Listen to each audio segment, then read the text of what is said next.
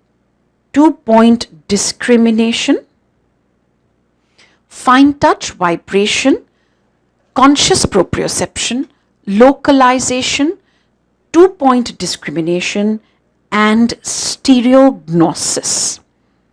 So these are the sensations which are carried by the posterior columns. These are very rapidly transmitted sensations.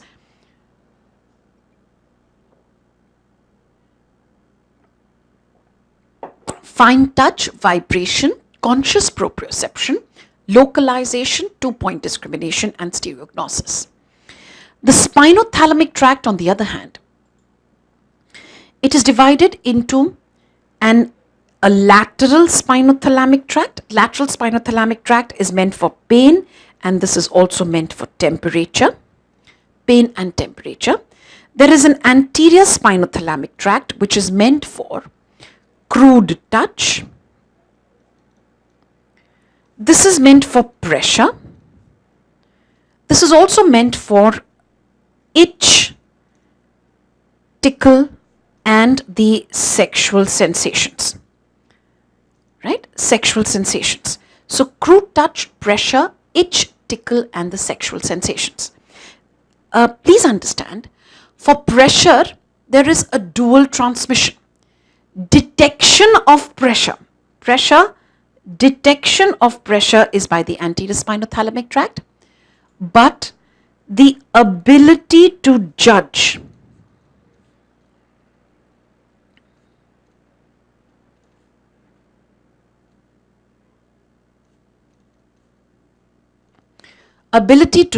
the different degrees of pressure is in the posterior columns. So these are your ability to judge the different degrees of pressure is in the posterior columns. Yes? You've got fine touch, vibration, conscious proprioception, localization, 2-point discrimination, stereognosis, and the ability to judge the different degrees of pressure. These are all in the posterior columns. Spinothalamic tracts, lateral, pain and temperature. Anterior is crude touch, pressure, itch, tickle, and the sexual sensations. So these are the sensations carried by different ascending tracts. Please understand, pressure has got a dual transmission, detection of pressure over here, but the ability to judge the different degrees of pressure is in the posterior column. Mani, my first question, and this is, if there is a lesion of the posterior column,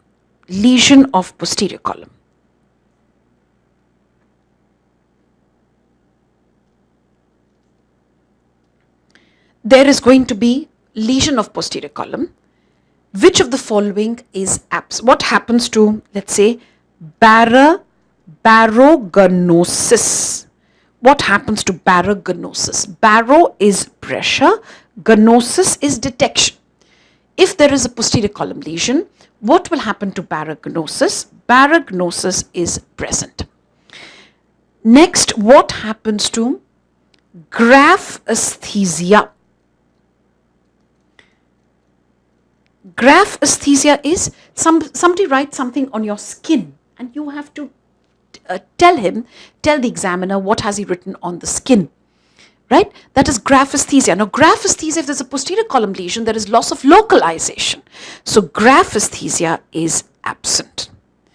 Baroganosis is present, but graphesthesia is absent. So these are as far as your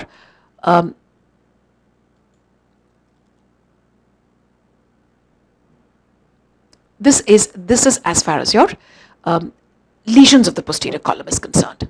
Now tell me, is there any problem that you have up till now? Anything which needs repetition? We can spend 2 minutes on it and then I'll go on to the course of these different tracts.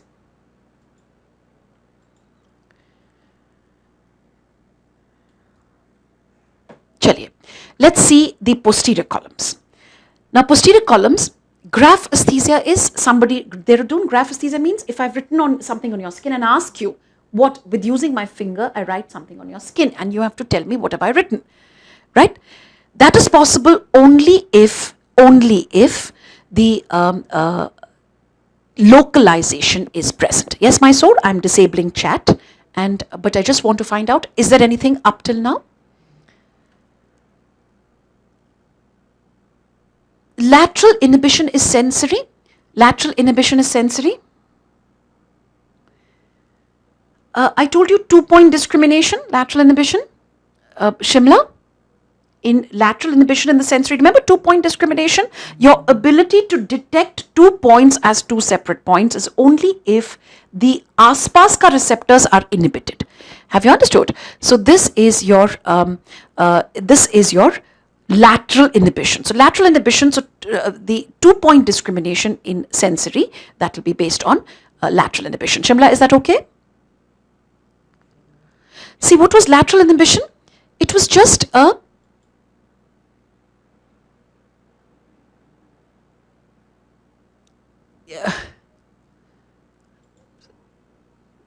lateral inhibition क्या था?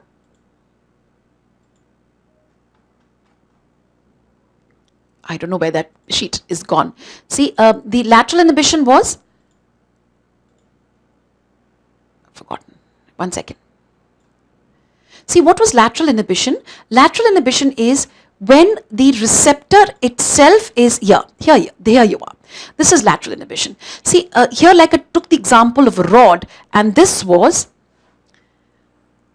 what you see. There was inhibition of the neighboring rods, and this neighboring rods is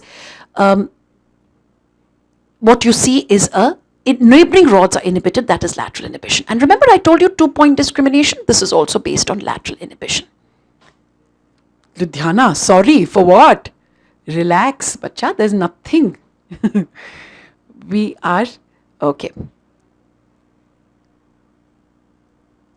क्या है? Tell what, Rotak? What? Barognosis. All right. Barognosis is barognosis. Chennai, I'll just tell you. Barognosis is detection of baro, pressure, gnosis, detection. What apology, Jammu? There's nothing to apologize. We are all in it together, right? Yeah, I'm just blocking the chat. So we are done, right? Barognosis is detection of pressure. Okay? All right. Okay, there your chat goes. Okay, fine. Next, let's go on to our next part. Let's see how are these posterior columns, what is the course of these tracts. So let's see this.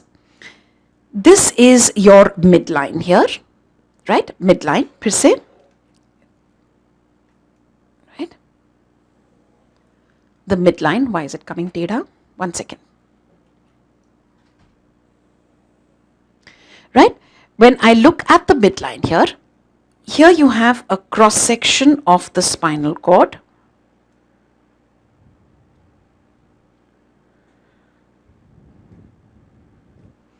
Cross section of the spinal cord. Yes. This is the posterior root. This is the anterior root. Right?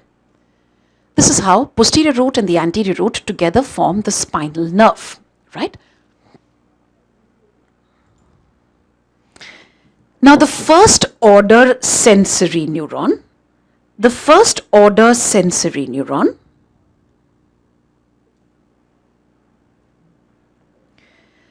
is the DRG cell, first order sensory neuron. This is the dorsal root ganglion cell. And this dorsal root ganglion cell is a pseudo-unipolar neuron. What is pseudo-unipolar neuron? Pseudo-unipolar is it has one process. Pseudo-unipolar means it looks as though it has one process, but actually it has two. One which brings information from the periphery, and the other which takes it to the spinal cord. So this is your pseudo-unipolar neuron. DRG cell is a pseudo-unipolar neuron. Pseudo-unipolar neuron, right? This is your DRG cell. Now when I stimulate the skin, impulses are generated. These impulses now travel via the peripheral process towards the spinal cord, right? Look at the central process? The central process of this DRG cell enters into the posterior part of the spinal cord and ascends upwards. Enters into the posterior part of the spinal cord and ascends upwards. Right? So you have a DRG cell. This is the first order sensory neuron. It has one peripheral process and one central process. Impulse, when you stimulate the skin, impulses go via the peripheral, via the central process and ascends upwards. And when this ascends upwards, this now reaches the medulla.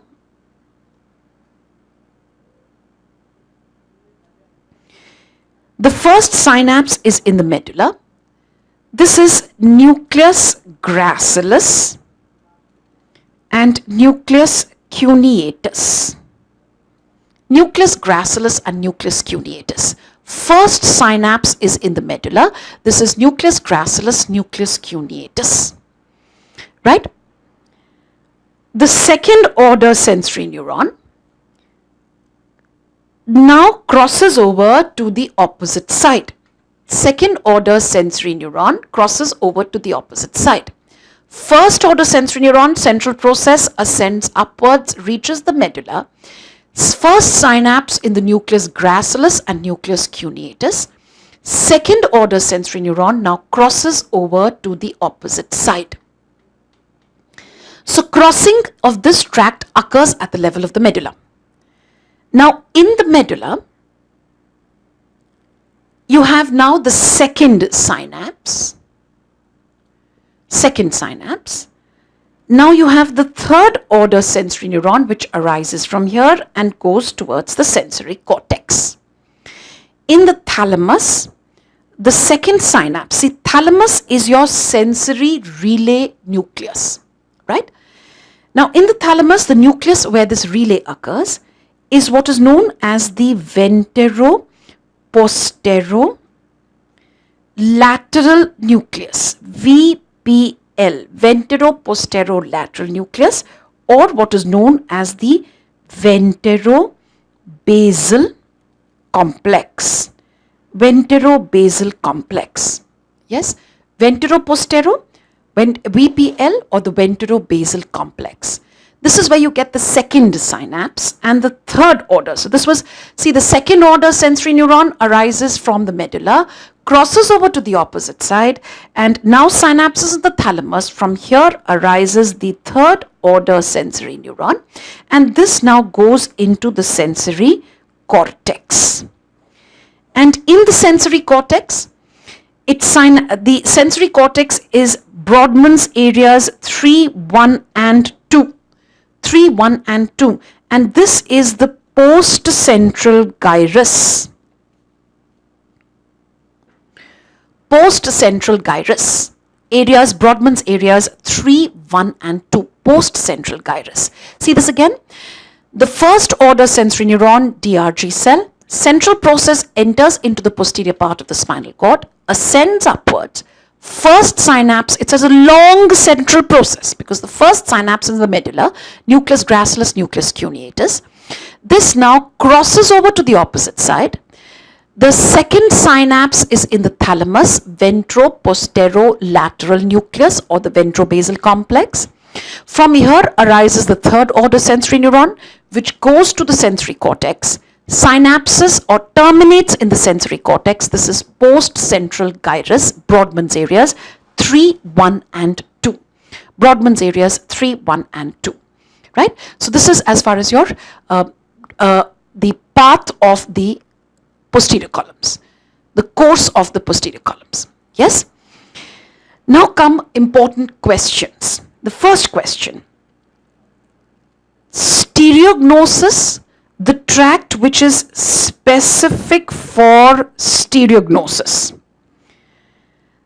Tract which is specific for stereognosis. Now before that, actually before I do this question, I need to tell you the arrangement of fibers. Arrangement of fibers, if you see, the medial most are the sacral, then the lumbar, then the thoracic and cervical. Sacral, lumbar, thoracic and cervical. Sacral, lumbar, thoracic and cervical. The sacral and the lumbar fibers are fasciculus gracilis. Thoracic and the cervical fibers are fasciculus cuneatus. Fasciculus gracilis and fasciculus cuneatus, right? Sacral, lumbar, thoracic, cervical. The sacral fibers are, the sacral and the lumbar fibers are fasciculus gracilis. Thoracic and the cervical fibers are fasciculus cuneatus, right? This is, so now the question comes, which is a tract which is specific for stereognosis? Tract which is specific for stereognosis is fasciculus cuneatus. See, when you're doing stereognosis, what is stereognosis? Stereognosis is the ability to perceive an object by feeling its size and shape. That is your stereognosis. And stereognosis you normally do with your hands. Yes? And so hands means cervical and thoracic fibers. So that is fasciculus cuneatus. C in cuneatus, C in cervical. Right? So tract which is specific for stereognosis is fasciculus cuneatus. ठीक है? ये हो गया आपका one important question about the posterior column. ठीक है? So this was the course of the the posterior columns. Course, this is how the posterior column moves upwards. Okay, so I'm enabling chat and let me see if there is any question so far. Please stick to what we have just done. So in case you have anything more than that, wait for it. It may be covered later. So just tell me. Lo. AV hang.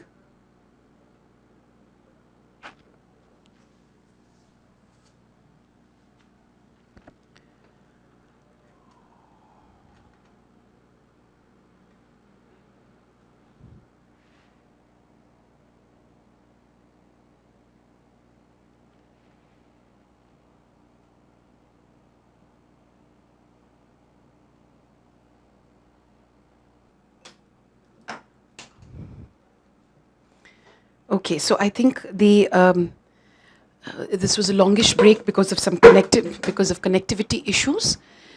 I think those problems are sorted out. So let's see how as we go along. So we said ascending tracts.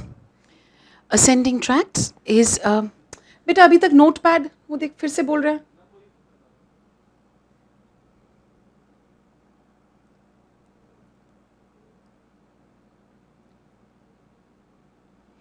Okay, so this is your ascending tract. We've discussed the spinothalamic tracts. The posterior columns, and I told you fasciculus gracilis, fasciculus cuneatus.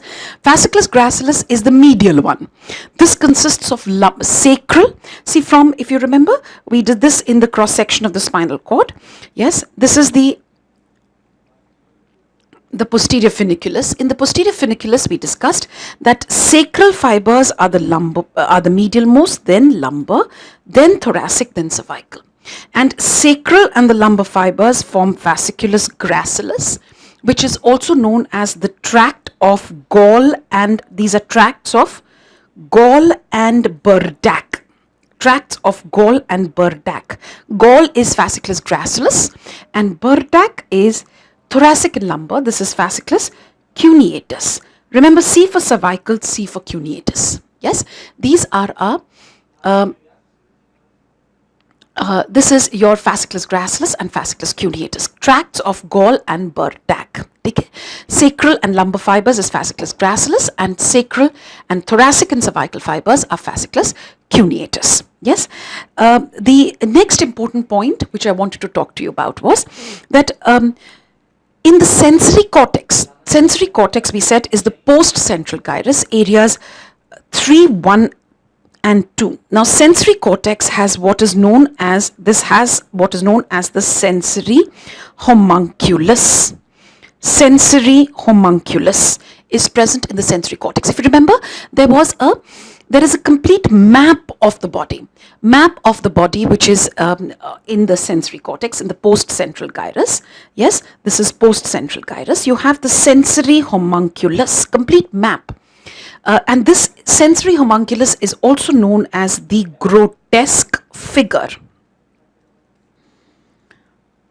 Grotesque figure of Penfield and Rasmussen. Penfield and Rasmussen. These are the grotesque figure of Penfield. Penfield and Rasmussen are two famous physiologists who sort of delineated the complete map of the body in the sensory cortex. Now, whichever area is most sensitive has got the largest representation, and which is less sensitive has got the smallest representation. And the largest representation, the maximum representation, is in fact for the face. And in the face, it is largest representation for the lips. Yes, not for what you think, but it is for its lips. These are sensitive and they help us in speech. So this is your maximum representation is of the face in the sensory cortex, and the minimum representation is for the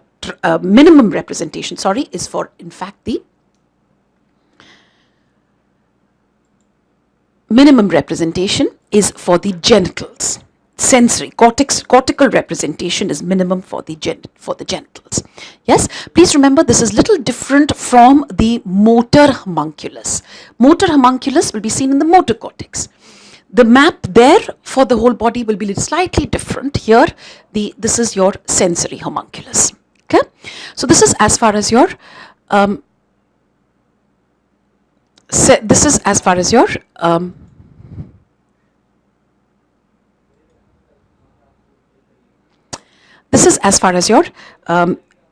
posterior columns is concerned. Let's have a look at the spinothalamic tracts. And for spinothalamic tracts, again, what we are going to do is, again, we'll draw the entire diagram and let's see how these tracts ascend upwards. Yes? Now, as far as the spinothalamic tracts are concerned,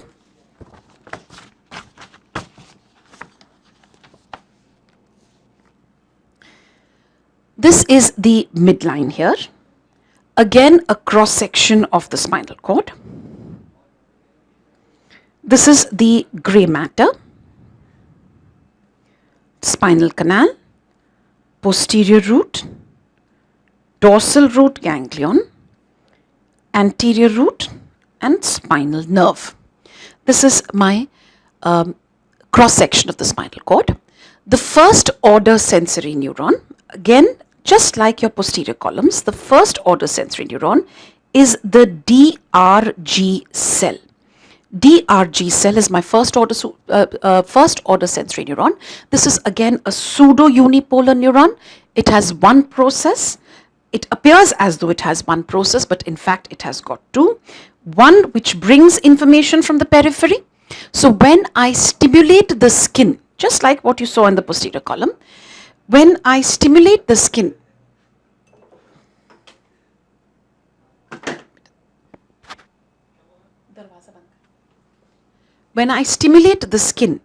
impulses now go via the peripheral process towards the spinal cord. Via the peripheral process, central process towards the spinal cord. Now in the spinothalamic tracts, the first synapse is in the dorsal horn itself. First synapse is in the dorsal horn. The second order sensory neuron arises, cell body of the second order sensory neuron lies in the dorsal horn. The process of the second order sensory neuron now crosses over to the opposite side and ascends upwards. Please see, posterior columns also, the crossing was being done by the second order, but the level of crossing of the posterior columns was in the medulla. Here the level of crossing is at the level of entry into the spinal cord, right? Now it ascends upwards and now it reaches the thalamus. And in the thalamus, again, the ventero-postero-lateral nucleus. Now, here is the second synapse. Third order sensory neuron goes into the sensory cortex. This is the third order sensory neuron. It goes into the sensory cortex. And again, the same sensory cortex, area 3, 1, and 2, post-central gyrus. Same nucleus of the thalamus, ventro-postero-lateral nucleus. So this is your course of the spinothalamic tract. First order sensory neuron, DRG cell. First synapse in the posterior horn at the level of entry into the spinal cord. Second order sensory neuron crosses over to the opposite side, ascends upwards, reaches the thalamus, third order sensory neuron to the sensory cortex. This is my spinothalamic tract. Let's see the arrangement of fibers in this tract. When I look at this tract, let's see the arrangement of fibers. Now over here, the sacral fibers will become lateral most. Yes, in the posterior columns, if you remember, sacral was medial most, then lumbar, then thoracic, then cervical. Here it becomes sacral is lateral most. After all, see, the fibers are crossing over to the opposite side. So as the tract ascends upwards, fibers from the lower half will be pushed laterally, and fibers from the upper part will join the medial side of this tract. So you've got sacral fibers which are lateral most. Sacral fibers which are lateral most, then you've got lumbar, then you've got thoracic and cervical, right? So this is how the fibers are arranged over here, lateral to medial, sacral, lumbar, thoracic, cervical. This is your spinothalamic tract, right? Now, now comes an interesting question, and that says, if there is a lesion of the sensory cortex, if there is a lesion of the sensory cortex lesion, there will be loss of A, let's see, there will be loss of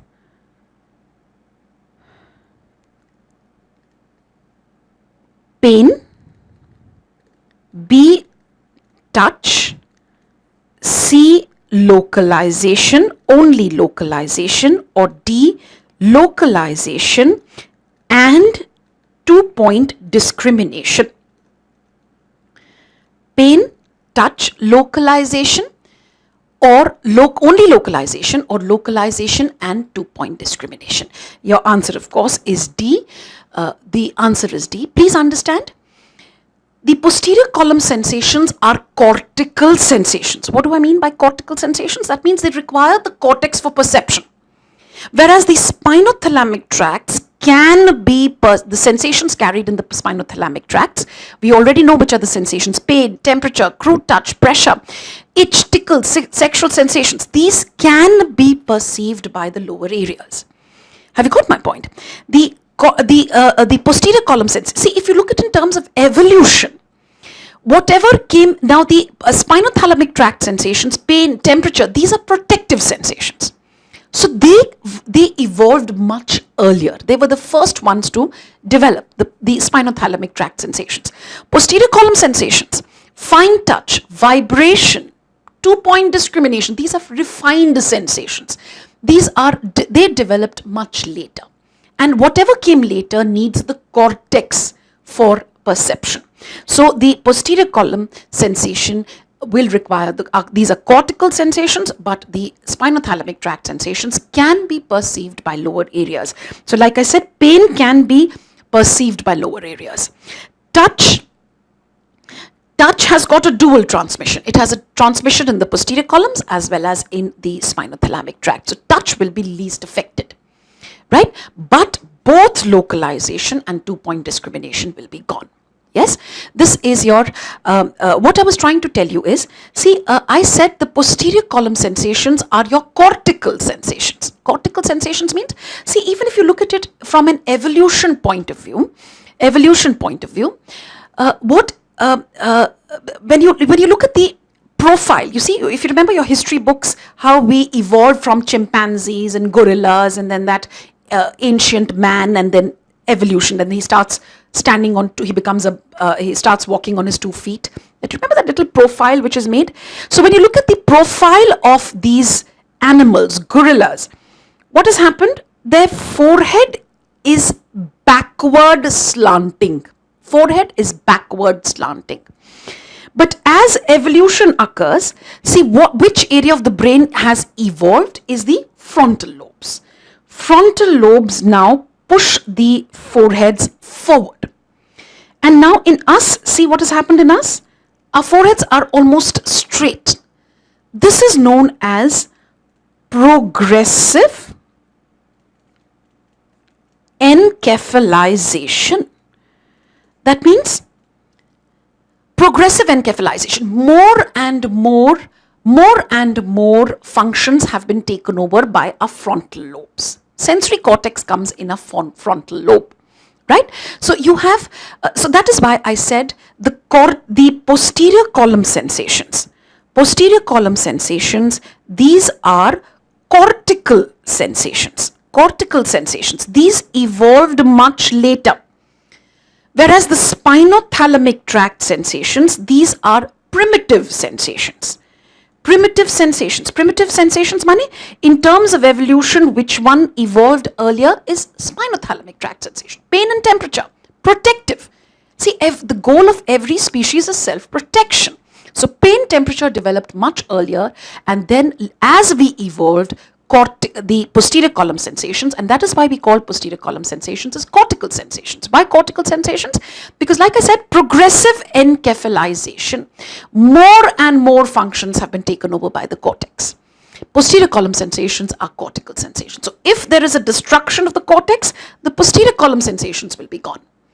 Have you understood? The primitive sensations, spinothalamic tract sensations, can be perceived by the lower areas. So this is what I meant when I said cortical sensations and primitive sensations. Primitive sensations means they can be perceived by lower areas.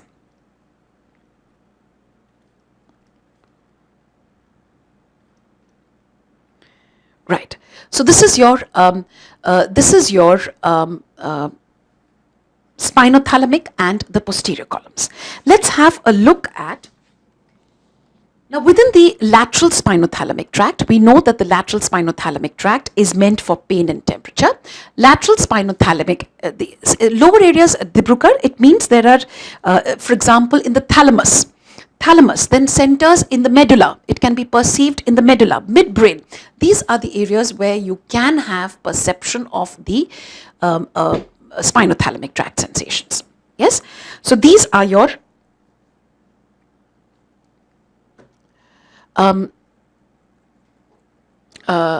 let's now have a look at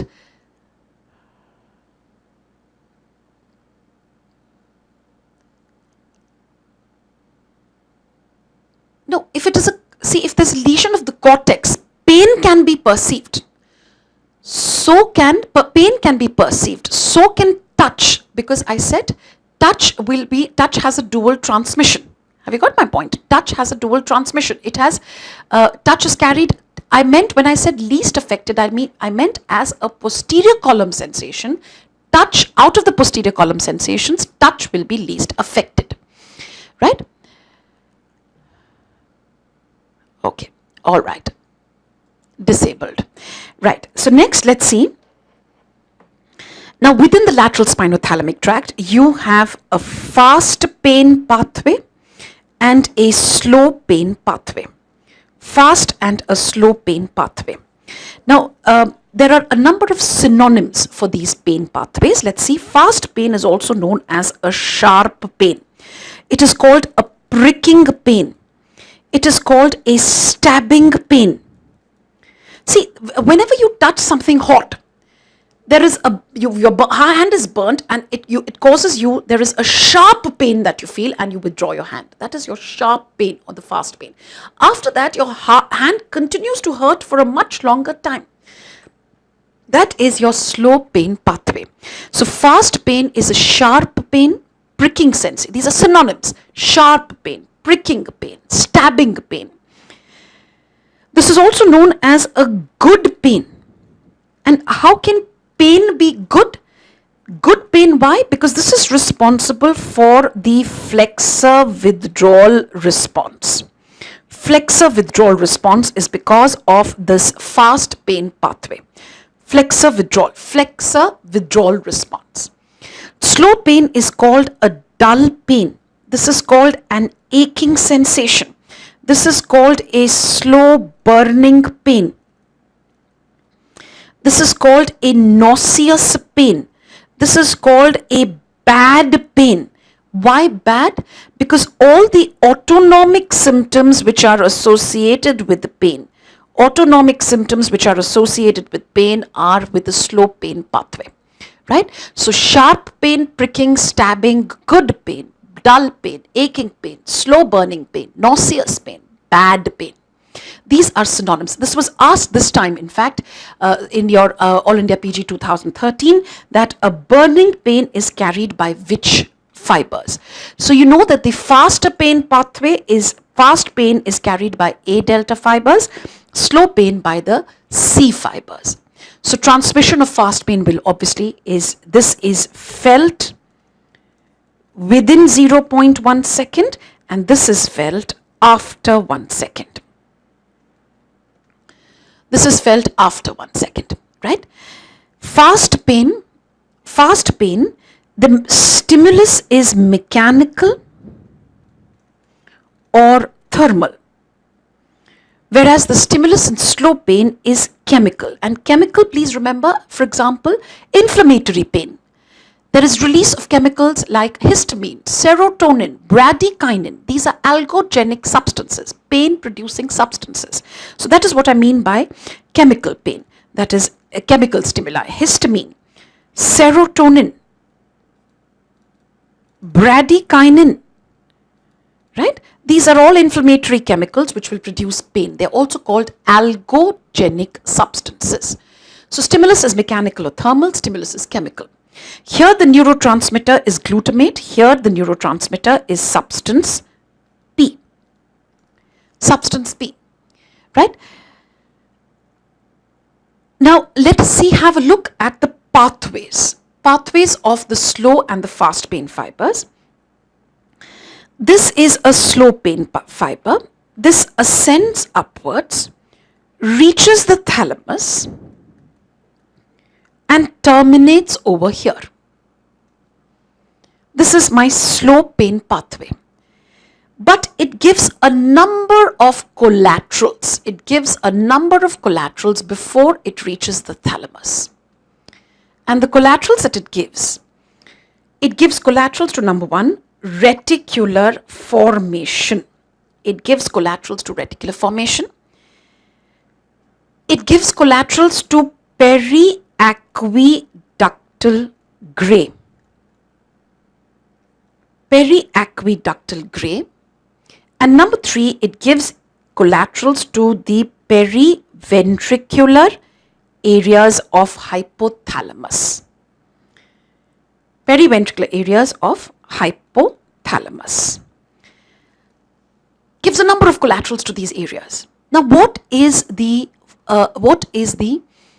significance of these collaterals? See, reticular formation is involved in sleep-wake cycles. Reticular formation, there is a tract which arises from reticular formation. This tract goes to all areas of the cerebral cortex. It goes to these different areas of the cerebral cortex, right? It stimulates the cerebral cortex, and this tract is known as the ascending reticular activating system. There is an ascending reticular activating system, ARAS, ascending reticular activating system, which keeps the cerebral cortex in an alert awake state. From the reticular formation to the cerebral cortex, there is an ascending reticular activating system. Isn't it? It's a very common experience. When you are in pain, it is very difficult to sleep, provided, of course, it's genuine pain. Have you got it? Right? Because what is happening is the pain pathway stimulates the reticular formation. Reticular formation, in turn, keeps your cerebral cortex alert and awake.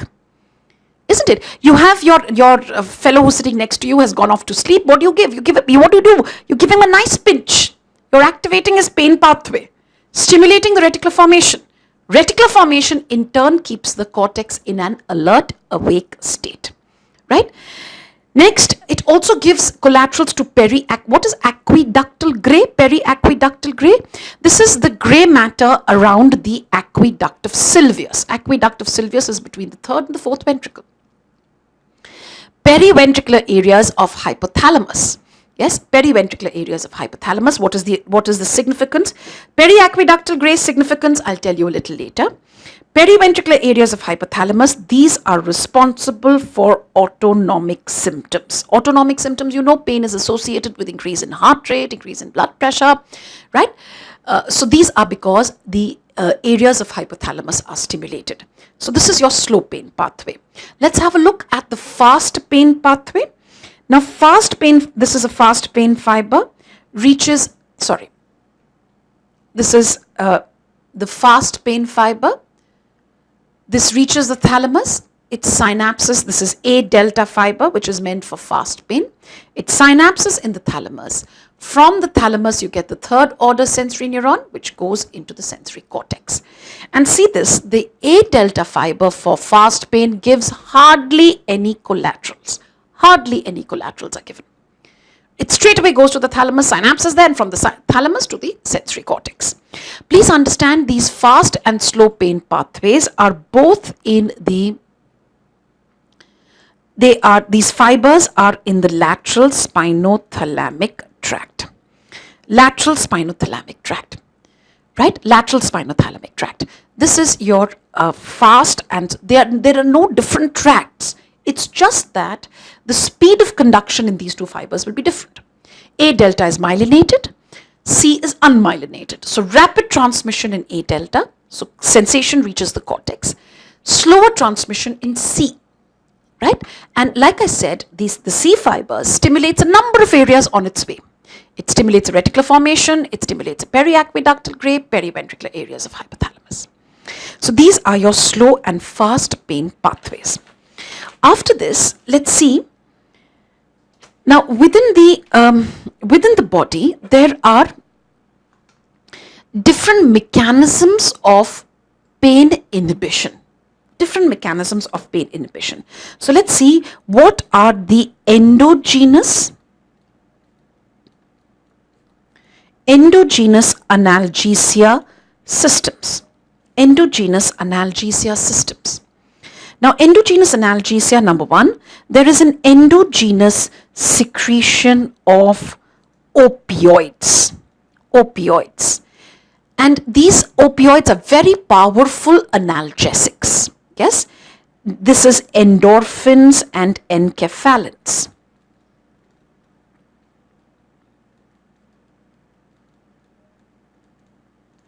Very powerful analgesics. Where are these opioids secreted? They are secreted at the site of injury. At the site of injury. They are secreted in the dorsal horn of the spinal cord and also in some rostral sites. Rostral sites माने जैसे medulla हुआ, जैसे medulla हुआ, reticular formation हुआ, जैसे thalamus हुआ. These are your rostral sites. Right? So a number of, and wherever opioids are going to be secreted, they will block the transmission of pain. Right? At least partially block the transmission of pain. So at site of injury, dorsal horn of spinal cord and some rostral sites. Isn't it? You've heard of this, that exercise increases the endorphin secretion. It increases the endorphin secretion. Right? And that is why, see, when we are exercising, it does not pain at all. But the next day, when the endorphin secretion is decreased, it begins to hurt in all possible areas. Isn't it? So exercise, so many people say exercise is addictive, that they cannot do without their 1 hour in the gym. How can exercise be addictive? It's difficult to understand, but the physiological basis is that there is secretion of endorphins, and endorphins give them a feeling of being high. Right? So so many times people say it is exercise makes them feel happy. Right? And that is because of the secretion of endorphins. Endogenous secretion of opioids. Second is what is known as the gate control theory of Melzack and Wall. You've done a number of physiologists today, Gall and Burdach, Penfield and Rasmussen, Melzack and Wall. Now, what is this gate control theory? Now, gate control theory, this is very common experience that whenever, at least when children get hurt, you normally rub that area slightly. You rub that area and that blocks the transmission of pain. So let us see what is the mechanism. Now, when I rub that area, the nerve fiber that is getting stimulated is a large diameter myelinated nerve fiber. This is A beta. Large diameter myelinated nerve fiber. This is A beta. Right? And this is your pain fiber. Now, pain fiber, we already know it forms a synapse in the dorsal horn of the spinal cord, and from here arises the second order sensory neuron, which crosses over to the opposite side. The touch fiber central process enters into the posterior column and ascends upwards. Right? So when I rub that area slightly, now what happens is there is a collateral here. And this collateral, now, it forms a synapse with this inhibitory neuron. And this inhibitory neuron now causes a presynaptic inhibition. See, this inhibitory neuron is formed an axo-axonal synapse. Please understand. For presynaptic inhibition, an axo-axonal synapse is a must. See, why am I not calling it a lateral inhibition is because here it is producing, there has to be an axo, whenever there is an axo-axonal synapse, it becomes a presynaptic inhibition. So this causes a presynaptic inhibition of the pain pathway. Presynaptic inhibition of the pain pathway. Presynaptic inhibition of the pain pathway. Pani. So this is your, so when I rub that area, I stimulate the large diameter myelinated touch fiber, and this causes a presynaptic inhibition of the pain pathway. This is gate control theory of Melzack and Wall. And this has been asked as a question also in last year in All India PG. There is something known as TENS. And what is TENS? This is transcutaneous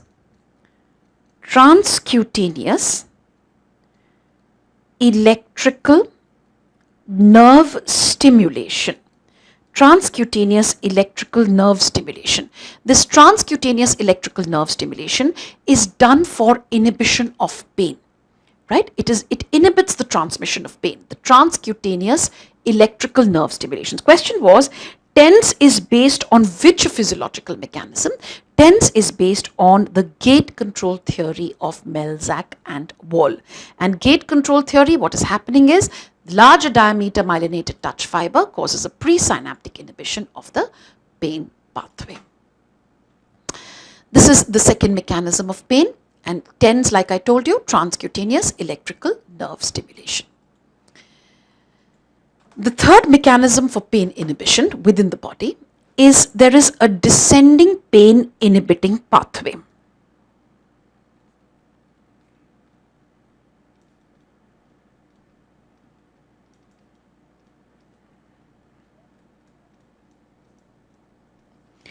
Descending pain inhibiting pathway. Now this descending pain inhibiting pathway starts from the periaqueductal gray.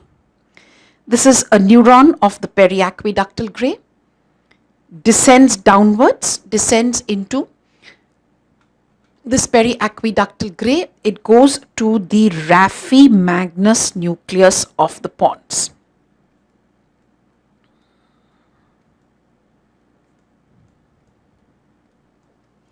Right?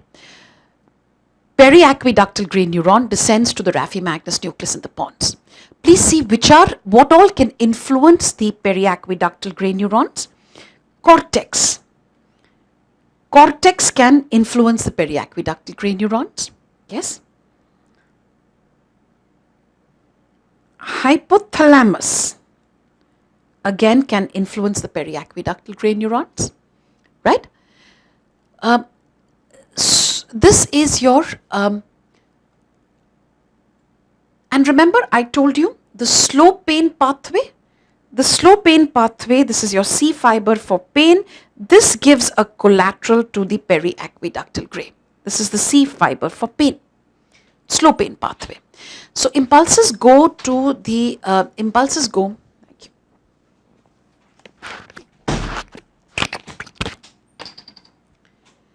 Impulses go from, or the periaqueductal gray neuron, it projects to the Raffi-Magnus nucleus. Now the Raffi-Magnus nucleus neurons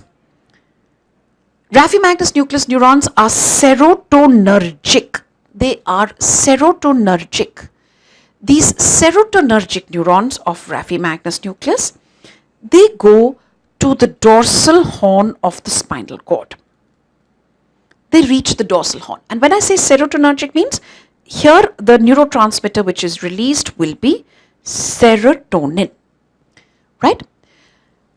फिर से देखो, periaqueductal gray neurons, these are stimulated by ascending fibers, cortex and hypothalamus, right?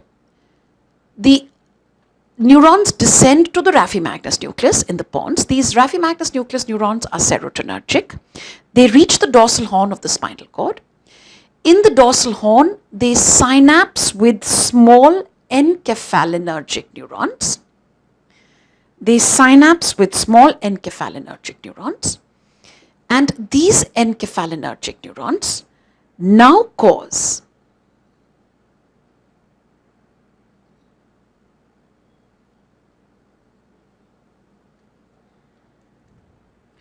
these small encephalinergic neurons now cause a presynaptic inhibition of the pain pathway. This is the pain pathway, so it causes a pre, and in fact there is also some amount of post synaptic inhibition. Post कैसे? ये इसका एक, it again synapses with encephalinergic neurons which now inhibit the post synaptic neuron. So there is both a pre and a post synaptic inhibition.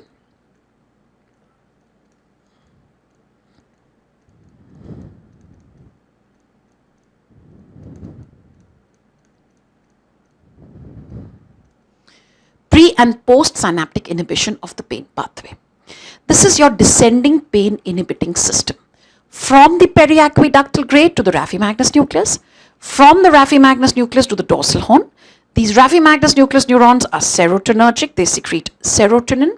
They synapse with encephalinergic neurons, and these encephalinergic neurons cause a pre and post synaptic inhibition of the pain pathway. Right?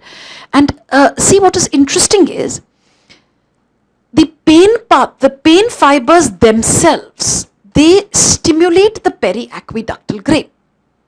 Right? And this descending pain inhibiting pathway gets stimulated, which blocks the transmission of pain in this pain. That means the pain pathway itself.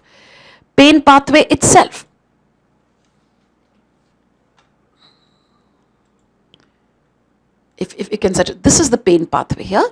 So the pain pathway itself is stimulating the periaqueductal gray, which in turn now from where it starts a mechanism which inhibits the transmission of pain. You know, this is of course an interesting sort of and that is you know, in all these Purana Shero Shairi, they say that there is a Sher which says ki, I don't know how to speak, I don't know how to say that, but this says that when pain becomes very severe, it becomes khud ka dawa, isn't it? जब pen बहुत ज़्यादा हो जाती है तो खुद की दवा बन जाती है. खुद की दवा बन गई ना. It has stimulated the periaqueductal gray, from where you now have a descending pain inhibiting pathway which inhibits the transmission of pain. Right? So the question which has come from here is, Raffi-Magnus nucleus neurons are cholinergic, adrenergic, serotonergic, encephalinergic. Your answer is serotonergic. And in the second question which has come from here is, which neurons are present in the dorsal horn which inhibit the pain transmission? They are encephalinergic neurons. Right? So these are two questions which have been asked from descending pain inhibiting pathway. Next, let's have a look at allodynia. Now, what is allodynia? Allodynia is what is an allodynia? This is a non-noxious stimulus. Non-noxious stimulus produces pain. That is called allodynia. A non-noxious stimulus producing pain is called allodynia. For example, if there is a burnt area, a burn, and you touch that area, which is actually a non-painful stimulus, but that produces pain. That is called allodynia. Or if there is an osteoarthritic joint movement, which is actually a non-painful stimulus producing pain. That is called allodynia. And what is hyperalgesia? Hyperalgesia means there is a heightened pain perception. Heightened pain perception is hyperalgesia. There is a primary hyperalgesia and there is a secondary hyperalgesia. Primary hyperalgesia, this is seen over areas of tissue damage. Primary hyperalgesia over area of tissue damage. Now, this is, for example, if there is a burnt area and you give a small painful stimulus, you get a very high perception of pain. Have you understood? Heightened pain perception. This is seen over area. जहाँ चोट लगी है वहाँ छोटा सा painful stimulus देंगे, you get a heightened pain perception. So this is seen over areas of tissue damage, right? And what has happened over here? There are algogenic substances. Algogenic, again, pain-producing substances like histamine, like serotonin, like bradykinin, and all of these substances, algogenic substances, they lower the pain threshold. They lower the pain threshold, and when the pain threshold decreases, this will now cause an increase in the pain perception, right? So this is as far as your primary. Secondary hyperalgesia. What happens in secondary hyperalgesia? Now, this is seen over normal skin. And here, over normal skin. And here, the stimulus is the mechanism is completely different. Here you have a repetitive stimulation. It increases the pain perception. It produces what is known as hypersensitization and increases the pain perception. Hypersensitization and increases the pain perception. Right? Repetitive stimulation in over normal skin. When there is a repetitive stimulation, it produces hypersensitization and increases the pain perception. This is secondary, isn't it? When you get that first slap, there is pain. But if that same area you get repeatedly, if you're slapped on the same area, there is a heightened pain perception. Yes? Remember what happened in childhood? This is exactly what happened, right? So this is your repetitive stimulation produces what is known as hypersensitization. Right? Okay, I'm enabling chat. So anything from what we have done, not from what we have not done, or we have still to do. Right? Bolo.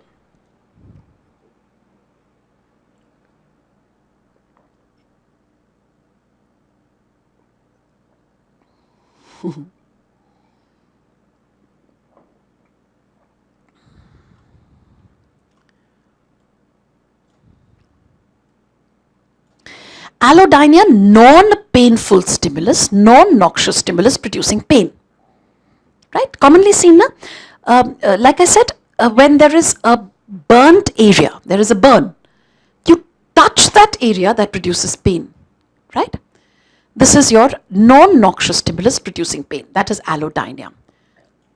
Dissenting pain inhibiting pathway, cortex, hypothalamus, periaqueductal gray neurons to raphe-magnus nucleus.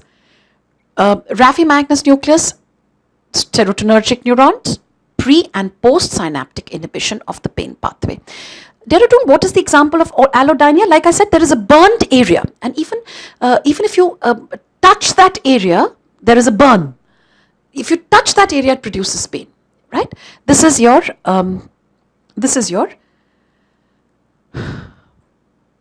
example of allodynia, right? Mumbai, gate control theory. Are we okay with descending pain inhibiting pathway? Kolhapur? No.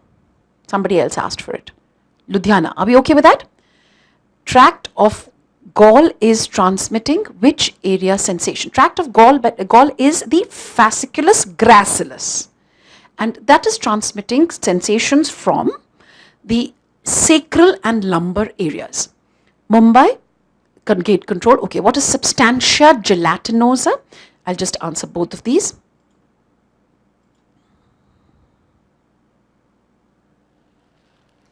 Okay, whichever I'll also answer yours. See, gate control theory. What is gate control theory?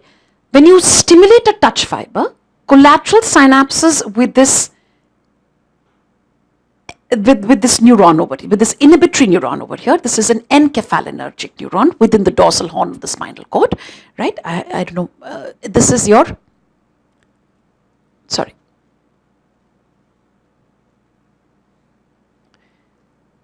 Encephalinergic neuron, and this causes a presynaptic inhibition of the pain pathway, right? Now, what is substantia gelatinosa of Rolando? It's called the substantia gelatinosa of Rolando.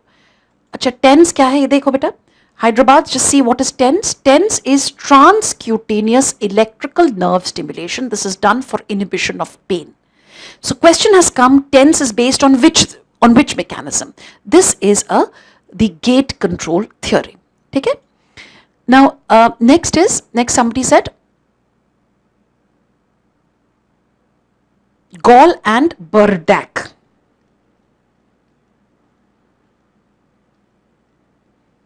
Chennai, Gall and Burdach. Is pain perception increased or decreased? Aligarh, in what situation? Is Aligarh pain perception is increased or decreased in what? Secondary hyperalgesia. Secondary hyperalgesia, I said it is over normal skin. Aligarh, what happens in normal skin? Repeatedly, if you give a painful stimulus, the pain perception increases. Right? That is what is known as, that is because of a phenomena of hypersensitization. Right? Hypersensitization. Yes. Rolando. What was Rolando? Let me tell you. Substantia gelatinosa of Rolando. Yeah.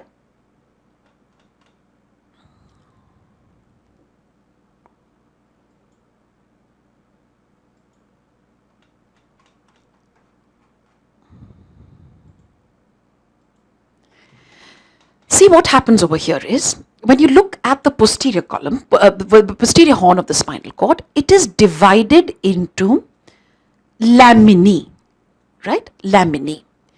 There is lamina 1, lamina 2, lamina 3, lamina 4, and so on. Yes?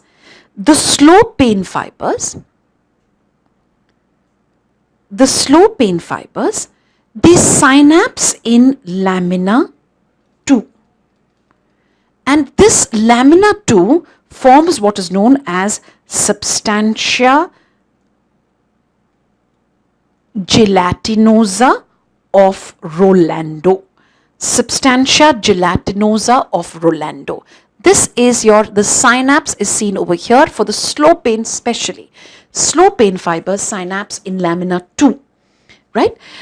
Fast pain fibers can be lamina 1 or lamina 5. Right? Whereas the substantia gelatinosa is formed by lamina 2. That is the slow pain fibers, the synapse over here. So Jammu, that should, not Jammu, somebody else had asked me, Mysore. Now, when I said, Jammu said Burdach for both fasciculus gracilis and no. Tract of gall is fasciculus gracilis. Tract of Burdach is fasciculus cuneatus. Tract of gall is gracilis, cuneatus is Burdach. Mysore. If, what?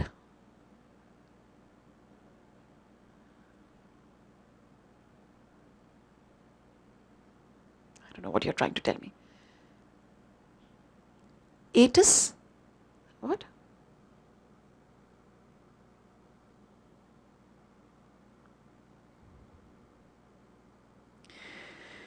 Okay, now Vijayvada, you were asking me whether is it an algogenic substance or an analgesic substance. Please understand, when it is acting, when it is released in an area of inflammation, it is going to be an allergogenic substances. Please understand the role of these substances released in different areas will be different, right? When you see an inflammatory area, the release of the serotonin is an allergogenic substance. It produces pain.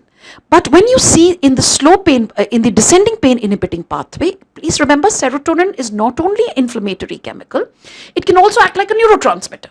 Now, neurotransmitter, see, in the entire, like you have norepinephrine, epinephrine. Somewhere it causes increase in the force of contraction, but norepinephrine in the GI tract causes relaxation of smooth muscle. So again, this is because the receptors, different receptors. So serotonin will act as an analgesic. It is not an analgesic. What I mean is when it is a neurotransmitter of the pain pathway. It stimulates the encephalinergic neurons. It is the encephalinergic neurons which decrease the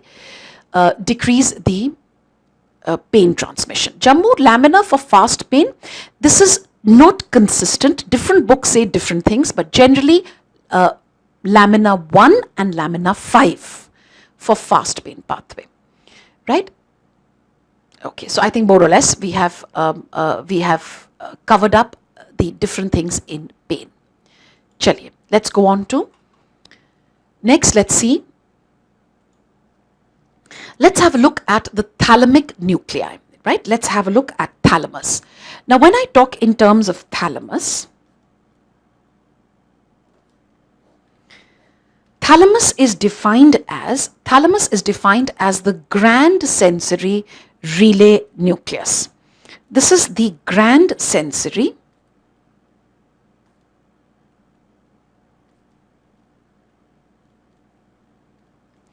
relay nucleus, right?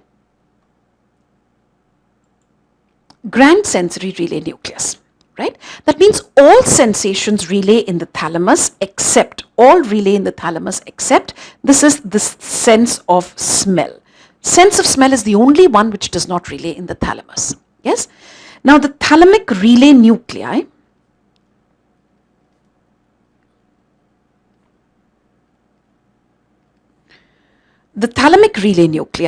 are divided into two types. Thalamic relay nuclei are divided into two types. There is a non-specific thalamic relay nucleus and a specific thalamic relay nuclei. Non-specific, that means non-specific, there are two thalamic relay nuclei which are non-specific. That means irrespective of whichever sensation passing through the thalamus, these will get activated. And these are midline and intralaminar. Midline and intralaminar. These are your non-specific thalamic relay nuclei. Whatever sensation passes through the thalamus, these will get activated. Specific thalamic relay nuclei are ventero-posterolateral nucleus. You've just done this. This is for somatic sensations. For somatic sensations is your ventero-posterolateral nucleus. Second, lateral geniculate body. Lateral geniculate body, right? So you've got non-specific, which is midline and intralaminar. Specific, VPL, ventero-posterolateral nucleus, somatic sensations. And then number 2, lateral, L for light, lateral geniculate body and L for light. So this is a relay nucleus of the visual pathway. Then you have MGB, medial geniculate body, M for music. This is a relay nucleus of the auditory pathway.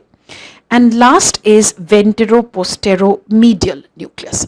Ventero-posteromedial nucleus is for the taste pathway. This has been asked as a question last year. Which is the thalamic relay nucleus for taste? This is ventero-posteromedial. Ventero-posterolateral for somatic sensations, pain, touch, temperature, etc. LGB for visual, MGB for auditory, and ventero-posteromedial. The only one which is not a relay nucleus is what is known as the anterior thalamic nuclei. Anterior thalamic nuclei. This is not a relay nucleus, anterior thalamic nuclei. Anterior thalamic nuclei are a part of the Papez circuit. Papez circuit. And Papez circuit is a circuit which is involved in memory. It is involved in the conversion of short-term to long-term memory. I'll do the Papez circuit with you. So please remember, question which thalamic nucleus is not a sensory relay nucleus? And your answer becomes anterior thalamic nucleus, not a sensory relay nucleus. It forms a part of the Papez circuit. And like I said, what are the functions of the Papez circuit? Papez circuit is involved in the conversion of short-term to long-term memory. Short-term to long-term memory. Then it is involved in emotions, and it is also involved in learning. Short-term to long-term memory, emotions, and in learning. These are your thalamic nuclei. Right? Anterior thalamic nuclei, which form a part of the Papez circuit. Right? Next, let's see what do we understand by the reticular formation. We discussed reticular formation a little while back. Let's do a little more detail about the reticular formation. Now, reticular formation, what is the reticular formation? Basically, see, reticular formation is a very vague sort of an area. And what is reticular formation? It is a loose network of neurons. Reticular formation, this is a loose network of neurons.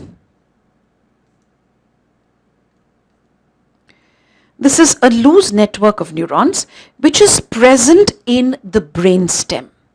It is present in the brainstem. This starts from the midbrain, from in the medulla, in the pons, in the midbrain. You've got this loose network of neurons which is present in the brainstem. This is called the reticular formation. What are the functions of reticular formation? Let's discuss them. Number one, all the important centers are present in the reticular formation. Your respiratory center, vasomotor center, swallowing center, right? The chemoreceptor trigger zone. This is also, all of these are present in the reticular formation, isn't it? So very close connection between these centers, right? So there is, for example, when the respiratory gets strongly stimulated, spillover of impulses into the vasomotor center. Have you understood my point? So there is, all important centers are located, and so this forms a sort of a connection between these different centers. This is reticular formation. Now, number two, reticular formation, remember we said it has a role to play in the sleep-wake cycles. Sleep-wake cycles. From the reticular formation, we discussed this already, there is an ascending reticular activating system, and this ascending reticular activating system keeps the cerebral cortex in an alert, awake state. We've discussed this already, and whatever stimulates reticular formation, collaterals from the ascending tracts, right? For example, pain. Pain fiber stimulates the reticular formation. Reticular formation in turn keeps us awake. Have you understood? So this is your sleep-wake cycles. Number three, reticular formation is responsible for the phenomena of selective inattention. Now, what is selective inattention? What do I mean by selective inattention? See, at this moment, you know, your clothes are stimulating your touch receptors. Yes, your clothes are stimulating your touch receptors, but you're really not aware of this sensation. Because it at this particular time, it is more important to listen to what I have to say, to see the screen, to see the take note, to see the notepad. All this has to go on. This is much more important, or at least I hope this is much more important. So what happens is your reticular formation blocks the unimportant sensation. Stimulation of the touch receptors by your clothes are unimportant right now. So what does your reticular formation do? It blocks these unimportant sensations. And this is very important, because otherwise all these touch receptors getting stimulating would have been so distracting. In fact, there would have been so much of sensory input into your brain that you would have been incapable of doing anything else. So how does reticular formation help us? It blocks these unimportant sensations, producing what is known as, and this is known as selective inattention. Okay? Number 4, reticular formation. Reticular formation produces desynchronization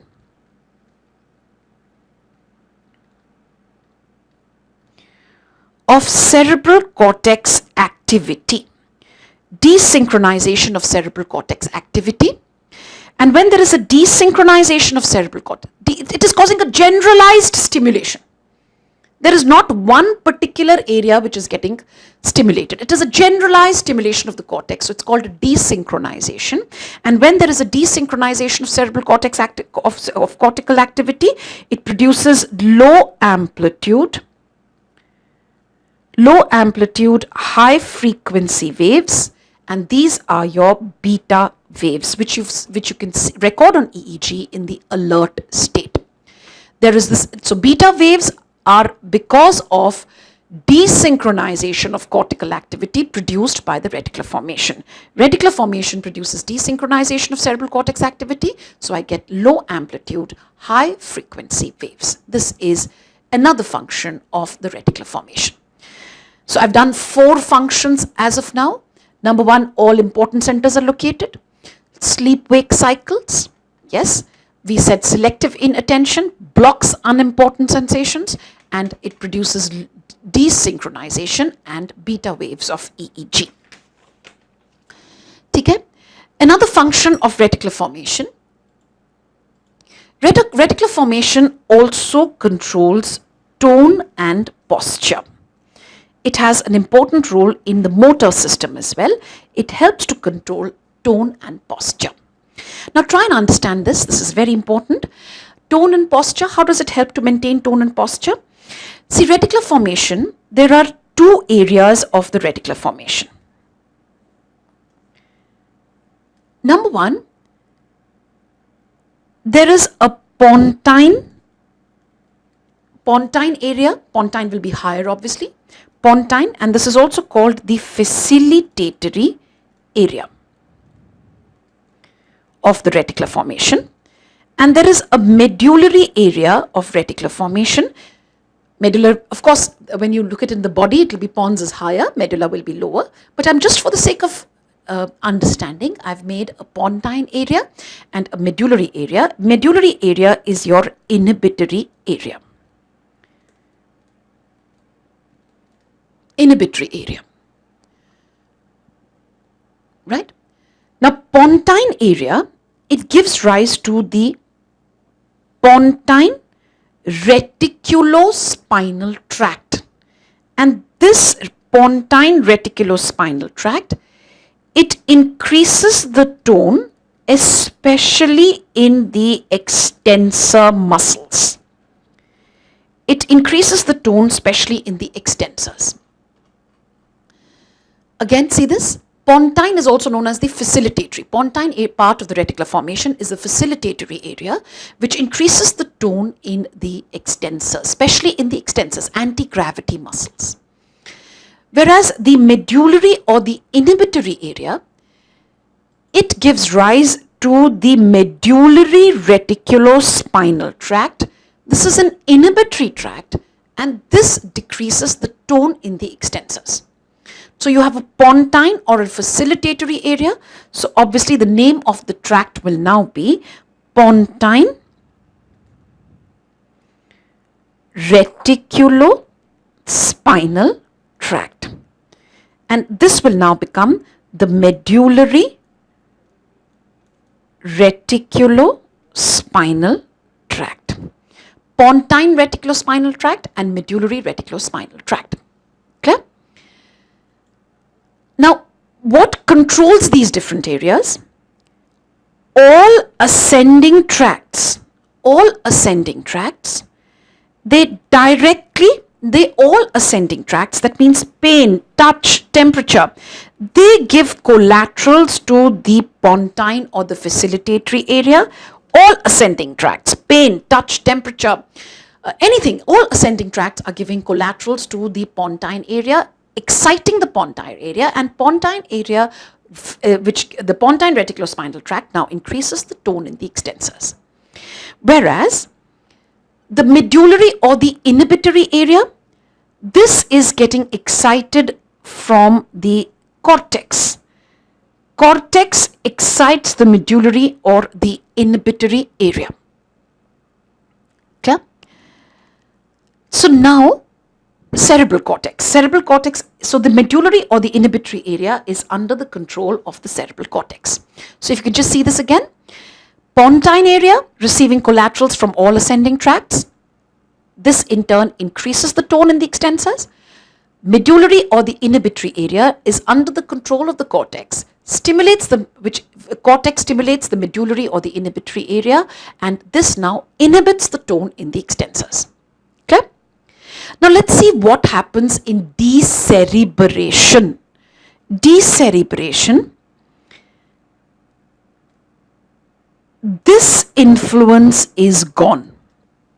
Decerebration, this is in decerebration, and you know that in decerebration there is a severe extensor rigidity. है ना? What happens in decerebration? Severe extensor rigidity कैसे? If you remember that typical diagram given in the textbooks, the neck is extended, the upper limb is extended and pronated, lower limb is extended. There is a severe extensor rigidity. How does this happen? Because now the fibers, these fibers are called cortico-reticular fibers. There is destruction of the cortico-reticular fibers. Once the cortico-reticular fibers are destroyed, so that means now the medullary inhibitory area is not receiving any excitatory input. When it does not receive any excitatory input, it fails to produce inhibition of the tone of the extensors. But see, now what will happen? Now the pontine area becomes overactive. When the pontine area becomes overactive, now there is a massive increase in tone, and especially in the extensors. There is a huge increase in tone. Because please remember, the pontine area is under the control of all ascending tracts. Inhibitory area is no longer functioning. So there is no inhibitory control. There is loss of inhibition of this inhibitory control on the tone. So now this area becomes overactive and you get a huge increase in tone. Extensor tone. This is how decerebration causes severe extensor rigidity. Severe extensor rigidity. Right? So I've done with you what are, if we can just go through what we were trying to say. We've discussed what are the thalamic nuclei. We discussed what are non-specific and specific. Then we discussed what is the reticular formation and what are the functions of the reticular formation.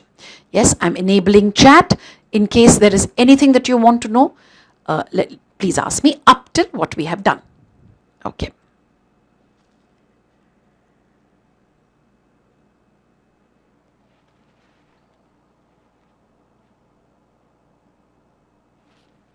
All right.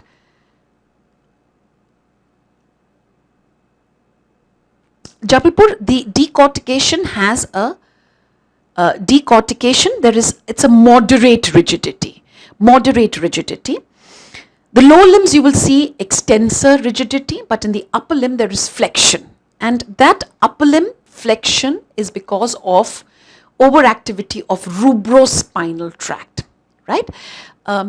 This is, please understand, Vijayawada, Kolhapur, Dibrugarh, this is in decortication, the mechanism becomes slightly different. In decortication, it is a moderate rigidity. Moderate. It's not as severe as this. Of course, this mechanism is also present over there, but there is a moderate rigidity. And the reason for that is there is something known as a rubrospinal tract, which you have not done till now. So I'm not able to explain decorticate rigidity right now. Let's see, as we go along, I'll try and explain it to you. But please understand, have you understood the mechanism of decerebrate rigidity? Bolo. Decortication, there is a separate tract which is involved, and that is rubrospinal. Okay? I'll try and tell you about decortication also. Okay? चलिए आगे देखें. This was reticular formation. Next, let's have a look at the different types of reflexes. Different types of reflexes. Now, as far as reflexes, different types of reflexes.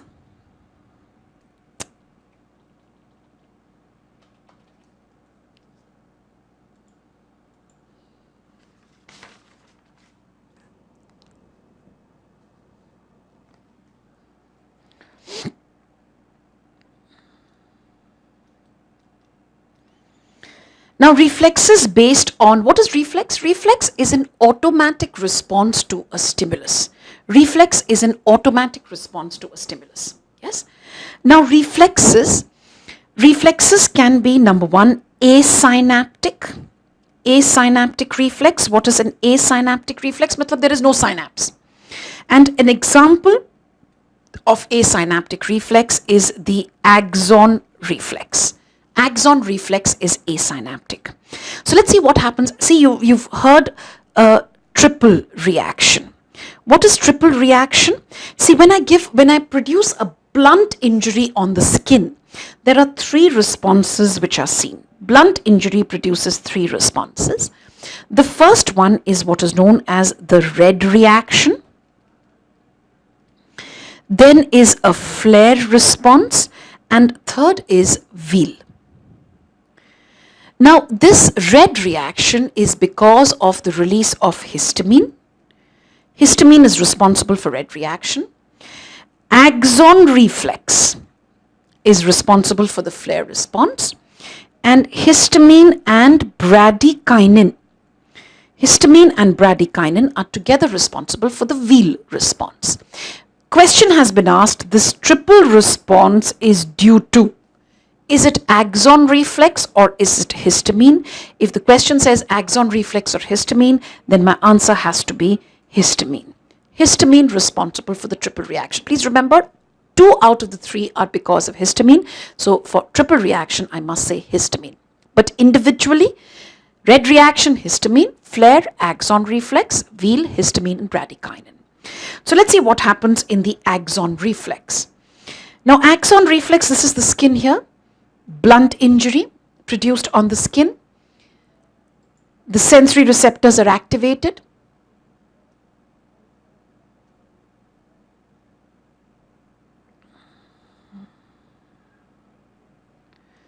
Sensory receptors are activated.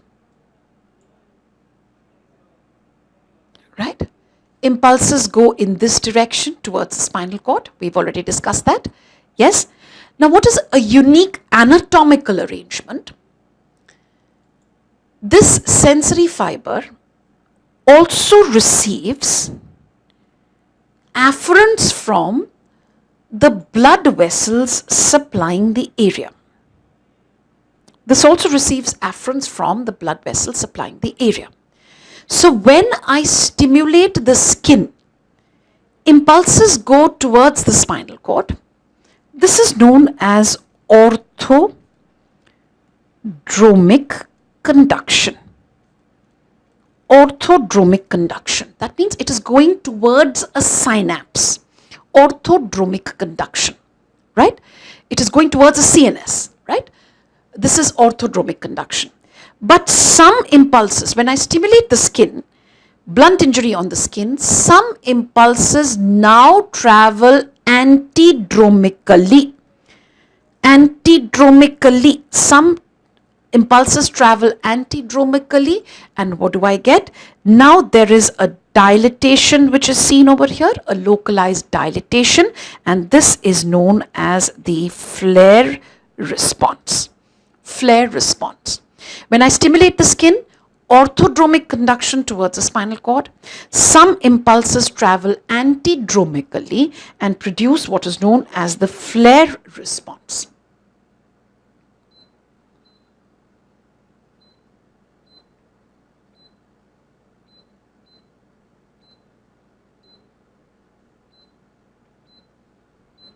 Right? So this is the flare response. So what is the flare response due to? This is due to antidromic conduction of impulses towards the blood vessels, produces a localized dilatation, producing a flare response. This is axon reflex. No synapse over here, asynaptic reflex. This is your asynaptic reflex. Let's see the next one. Next one is your monosynaptic reflex. Let's discuss that. Monosynaptic reflexes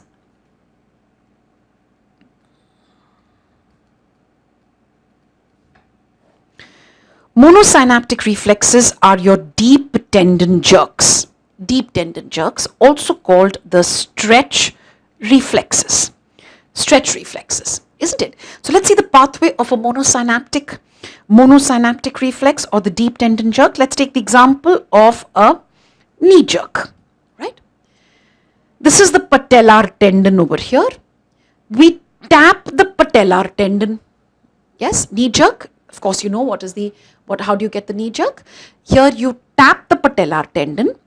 Here are your quadriceps muscle fibers. And of course, the patellar tendon and the quadriceps muscle fibers are in series, isn't it? Patellar tendon ends at, the quadriceps muscle fiber ends as the patellar tendon or the quadriceps tendon, right? So when I tap that tendon with a hammer, my tendon gets indented. Yes? You tap it, indent it. When it gets indented, there is now an increase in the length of the quadriceps muscle fiber. Increases the length of the quadriceps muscle fiber. Now, within the quadriceps muscle, you have these spindle-shaped receptors. Spindle-shaped receptors are present. I wonder if you can appreciate it. This is a spindle-shaped receptor which is present, right? This spindle-shaped receptor, the ends of the spindle are attached to the ends of the muscle fibers. This is your spindle-shaped receptors, right? And these receptors obviously are known as muscle spindles. Muscle spindles. Whenever there is increase in the length of the muscle fibers, the muscle spindle gets activated. Now the nerve fiber from the muscle spindle, which we've done on the first day itself, the afferent or the sensory nerve fiber from the muscle spindle is 1A and 2. And this 1A and 2, this enters into the spinal cord.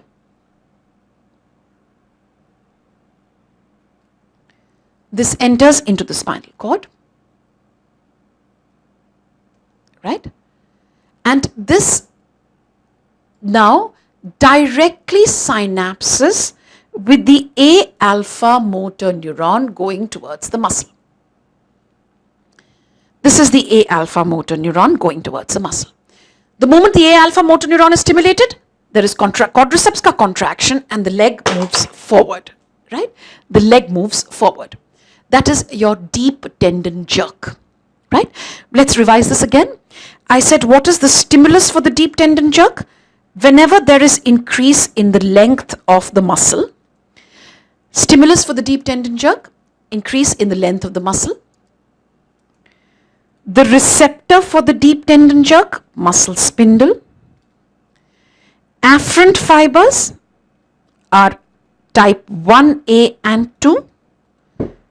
Center for this reflex is the spinal cord. Efferent fibers, A alpha. Response is a muscle contraction. And number of synapses, 1. This is a monosynaptic reflex. Stimulus, increase in the length of the muscle. Receptor, muscle spindle, increase in the length of the muscle. Muscle spindle, 1A and 2.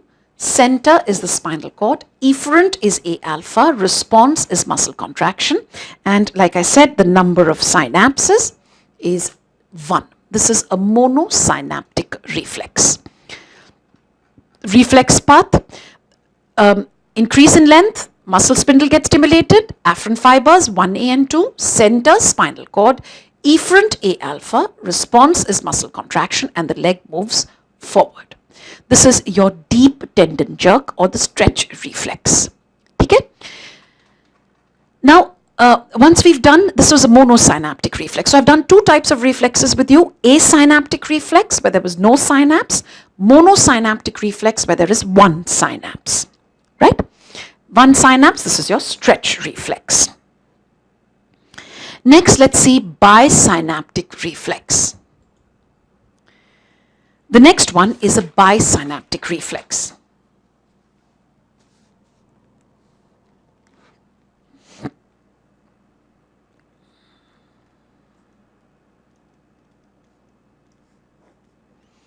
Bisynaptic reflex.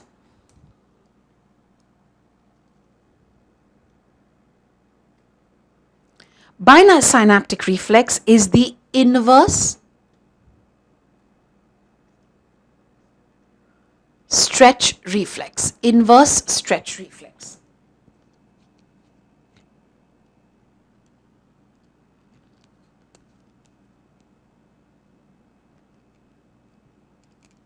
Inverse stretch reflex. Now, inverse stretch reflex, let's see the pathway of the inverse stretch reflex. Now, this is your muscle, right? Now, this reflex will be stimulated. This reflex, the stimulus is an increase in muscle tension. For the stretch reflex, the stimulus was increase in muscle length. Here, the stimulus is an increase in muscle tension. And when there is an increase in muscle tension, it stimulates a receptor present in the tendon, which is known as the Golgi tendon organ. There is a receptor present in the tendon, which is called the Golgi tendon organ. And from the Golgi tendon organ, the afferent fiber from the Golgi tendon organ or the sensory fiber from the Golgi tendon organ, this is type 1B. Type 1B, right? Enters into the spinal cord. Now, this fiber synapses with an inhibitory neuron, and this inhibitory neuron now inhibits the A alpha motor neuron going towards that particular muscle. It inhibits the A alpha motor neuron going towards that particular muscle. This is your inverse stretch reflex. Inverse stretch reflex. See what has happened in the inverse stretch reflex? The stimulus, like I said, is a huge increase in muscle tension. There is an increase in muscle tension. This is the stimulus, right? The receptor is the Golgi tendon organ. The afferent fiber is type 1B. Center is the spinal cord. Efferent fiber is A alpha, but the response here is a muscle relaxation, and the number of synapses is 2. Number of synapses is 2.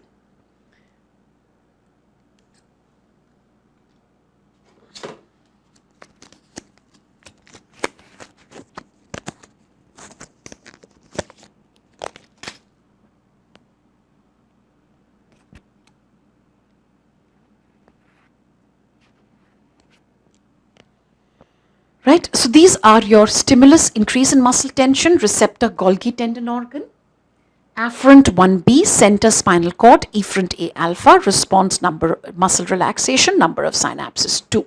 You can see this muscle tension, Golgi tendon organ, 1B, center spinal cord, 2 synapses, A alpha fiber is inhibited, relaxation. See, this is very important. Sometimes I wonder if you've ever experienced this also. Sometimes when you've lifted a very heavy load, when the muscle tension is very high, there is always a risk of avulsion of tendon. And this is prevented by the inverse stretch reflex. What happens? It's a sort of a protective reflex. When the muscle tension becomes very high, the muscle, instead of contracting, now relaxes. This is called the inverse stretch reflex. Inverse stretch reflex. right? This is a bisynaptic reflex. So I've done with you asynaptic, monosynaptic, bisynaptic. Let's see polysynaptic reflexes, polysynaptic spinal reflexes, polysynaptic spinal reflexes. Let's see that.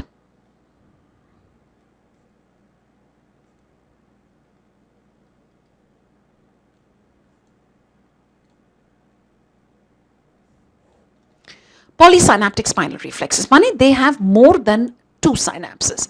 Polysynaptic spinal reflexes माने जिनका center spinal cord है. Now इसमें आ जाएगा आप जैसे flexor withdrawal response. What is flexor withdrawal? What is flexor withdrawal? Flexor withdrawal is when you've touched something hot and you withdraw that particular limb, becomes a flexor withdrawal response. Number 2, crossed extensor response. Crossed extensor response. Crossed extensor reflex or crossed extensor response. So flexor withdrawal and the crossed extensor. Now what is crossed extensor? When the stimulus is extremely painful, that particular limb flexes but the opposite limb extends. That is called crossed extensor. Number 3. See, most of the reflexes are in fact polysynaptic. Most of the reflexes are polysynaptic. Yeah.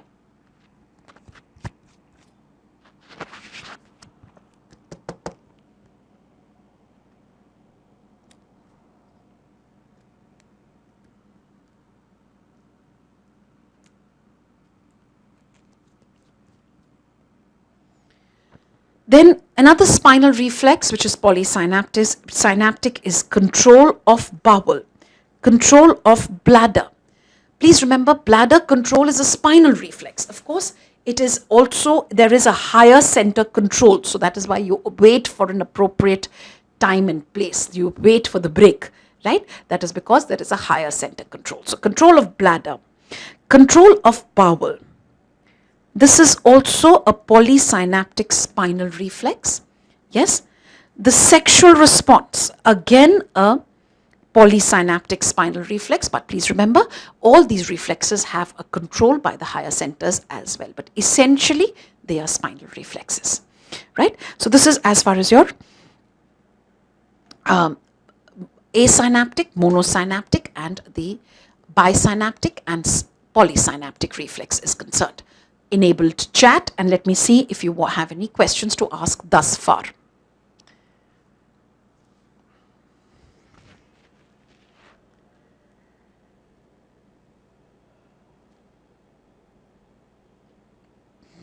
Any questions?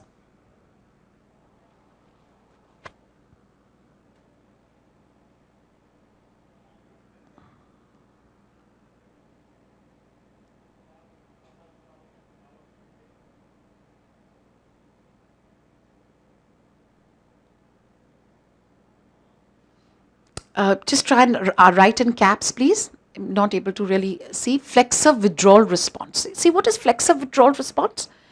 Flexor is the moment you've touched, like I said, a very painful stimulus, there is withdrawal of that particular limb. So that is a flexor withdrawal response. Mangalore, please understand, weightlifters will not be there. They have been training for a long time. So they have increased the muscle power and muscle strength. But there is a limit now. They are able to lift up to a particular limit, isn't it? So there will be that is when the inverse stretch reflex comes in. In any case, weightlifters also have avulsion of tendons. The ankle jerk, the knee jerk, the biceps jerk, the brachioradialis jerk, these are all examples of your tendon reflexes. There is nothing known as superficial tendon reflexes. It's called a deep tendon reflex, right? They include biceps, brachioradialis. They're all called deep tendon jerks. What about contraction of anti-gravity muscles, Chennai? Asynaptic reflex, Pune, is the axon reflex. Axon reflex, which was responsible for the flare response, right? Stretch reflex again, okay. What level? Deep tendon controlled by higher centers. See, deep tendon jerks what you mean by what level is you must understand that deep tendon jerks are deep tendon jerks are monosynaptic reflexes. Yes, controlled by higher centers.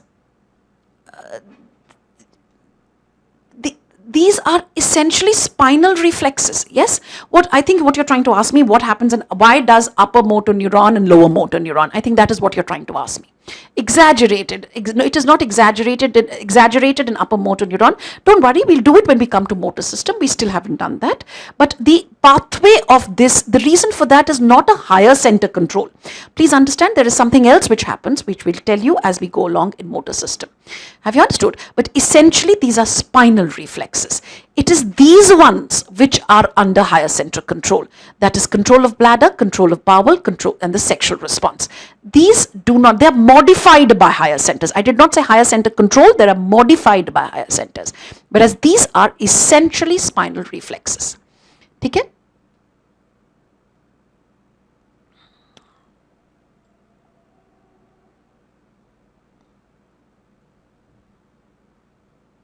Bisynaptic example, inverse stretch reflex. Hyderabad, only the stretch reflex.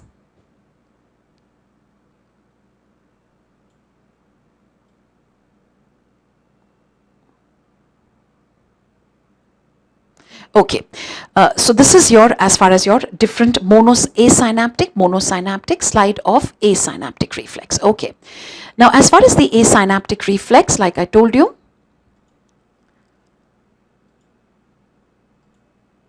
here you are. Asynaptic reflex responsible for the flare response. When you stimulate the skin, impulses go towards the spinal cord. That is called orthodromic conduction.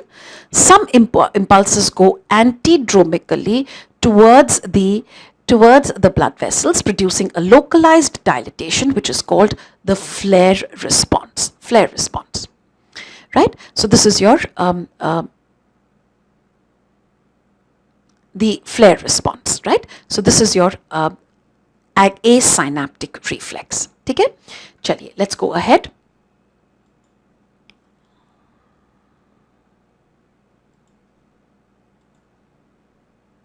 Okay.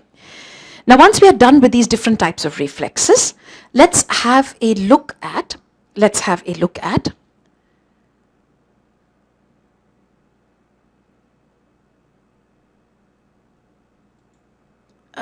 थोड़ी देर और पढ़ लो, उसके बाद break करेंगे, ठीक है? Let's see the next one, and that is, let's understand what is the role of the muscle spindle. Muscle spindles पे बहुत सारे questions आ रहे हैं, so let me do muscle spindle with you.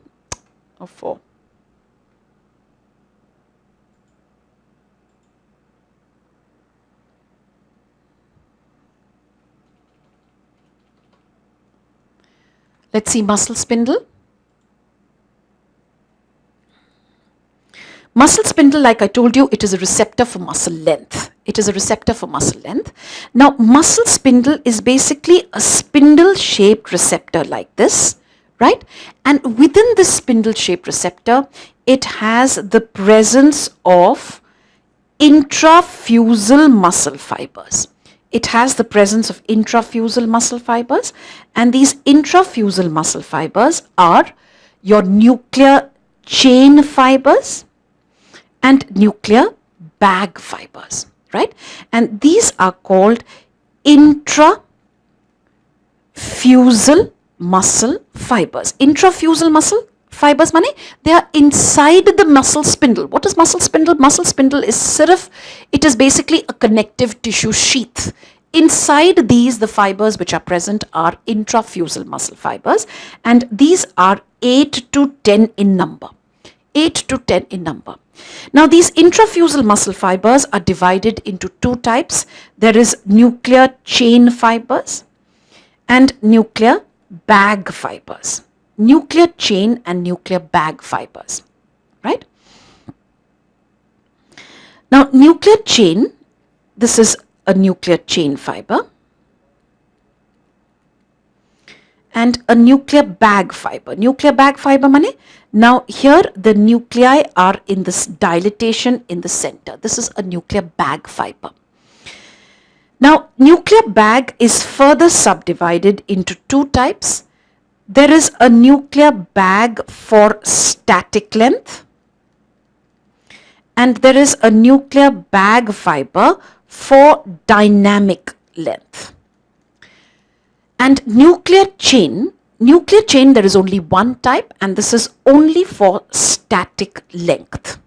Now what do I mean by static and dynamic length? See, we said muscle spindle is a receptor for muscle length. It is a receptor for muscle length. So what happens when I say static length? See, whenever there is a change in the length of the muscle, like for instance, when I'm contracting my biceps is shortening. During the time when the change is taking place, it's called a dynamic length. But when it reaches a new length, that is called a static length. So when you are doing a muscle contraction, that is their dynamic length. When it reaches a new length, that is called a static length. Nuclear chain is for static length. Nuclear bags are both for static and dynamic length. So for dynamic length, only nuclear bag dynamic. For static length, nuclear chain and nuclear bag static. Now the afferent fibers from these are, number one, there are two types of fibers. There is annulospiral ending and a flower spray ending. Annulospiral ending is like this.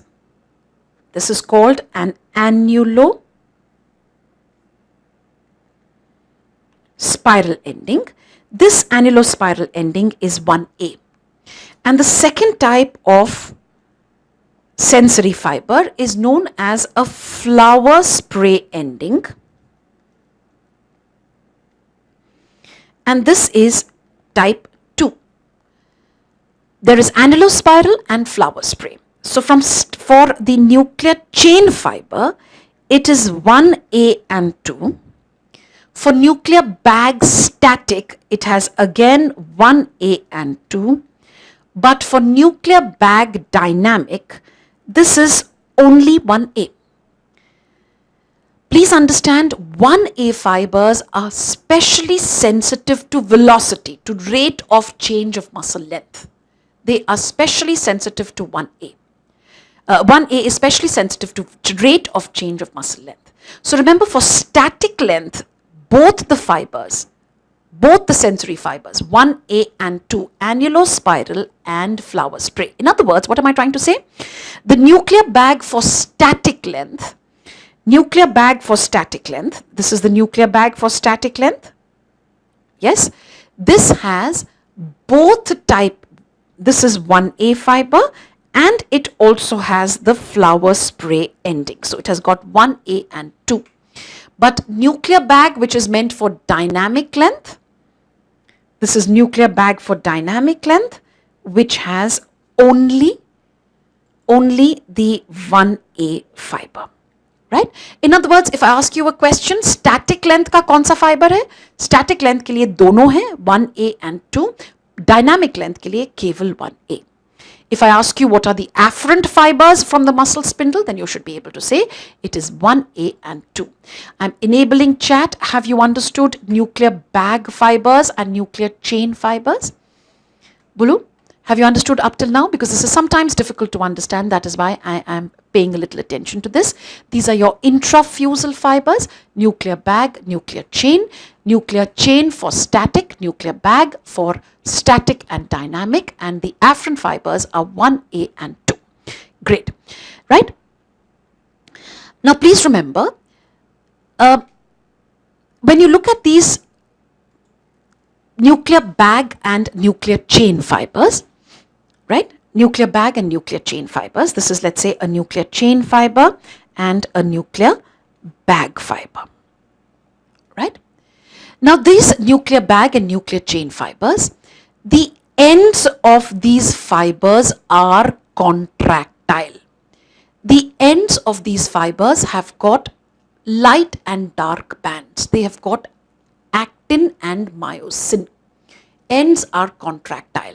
And when the ends are contractile, they will receive motor nerve fibers. And the motor nerve fibers are A gamma. Motor nerve fibers here are A gamma. We have done this as well. We have done this in the first chapter. If you remember, I said motor fibers are of two types. There is A alpha and there is A gamma. A alpha is the motor nerve fiber to the motor nerve fiber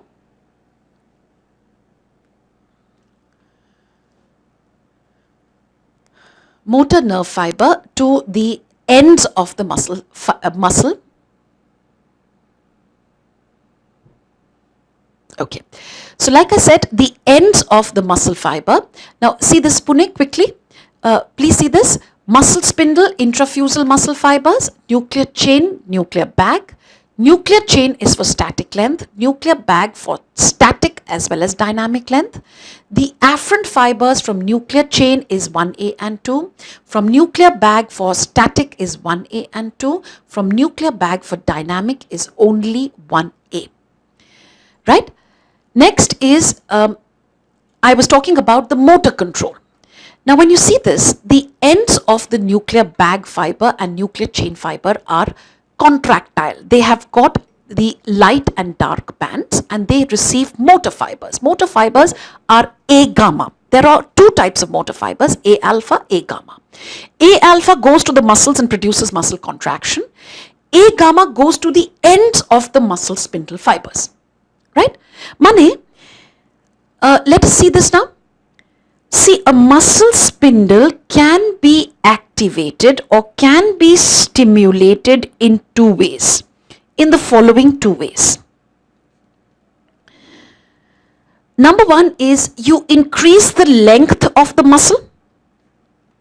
Increase the length of the muscle spindle length will also increase. What you saw in the deep tendon jerks, in the stretch reflexes. Increase the length of the muscle, stimulates the muscle spindle. We've already done that. It stimulates the muscle spindle, and when the muscle spindle is stimulated, there is a muscle contraction. There is a muscle contraction which is seen. We've done that. That is the stretch reflex. There is muscle spindle is stimulated, there is a muscle contraction. Right? Second way to stimulate the muscle spindle is, I increase the A gamma motor neuron discharge. A gamma motor neuron discharge. If I increase the A gamma motor neuron discharge, now what will happen? The ends of the muscle spindle will contract. And when the ends contract, the Beachwala receptor portion is stimulated. Receptor portion, it stimulates the receptor portion of the muscle spindle. And when it stimulates the receptor portion of the muscle spindle, it stimulates the receptor portion of the muscle spindle. There is an increase in the firing rate of the muscle spindle, and again it produces muscle contraction. Have you understood? Please remember, whenever the muscle spindle is stimulated, the muscle will contract. Have you understood? So one way is when I increase the length of the muscle itself, it stimulates the muscle spindle, muscle contracts. And the second is I increase the A gamma motor neuron discharge. The ends of the muscle spindle contract. This stimulates the receptor portion of the muscle spindle. This again sets up the stretch reflex. But this increases the tone of that particular muscle. It does not produce an actual contraction, increases the tone. Right? It does not produce an actual contraction. It in fact increases the tone. Please understand, A gamma motor neuron is not strong enough or plentiful enough to produce a muscle contraction. It can only increase the tone of the it only increases the tone of the that particular muscle.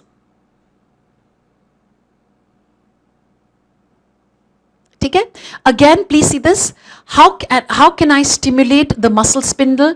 Number one, either I increase the length of the muscle, stimulates the muscle spindle, produces a muscle contraction. देख बेटा.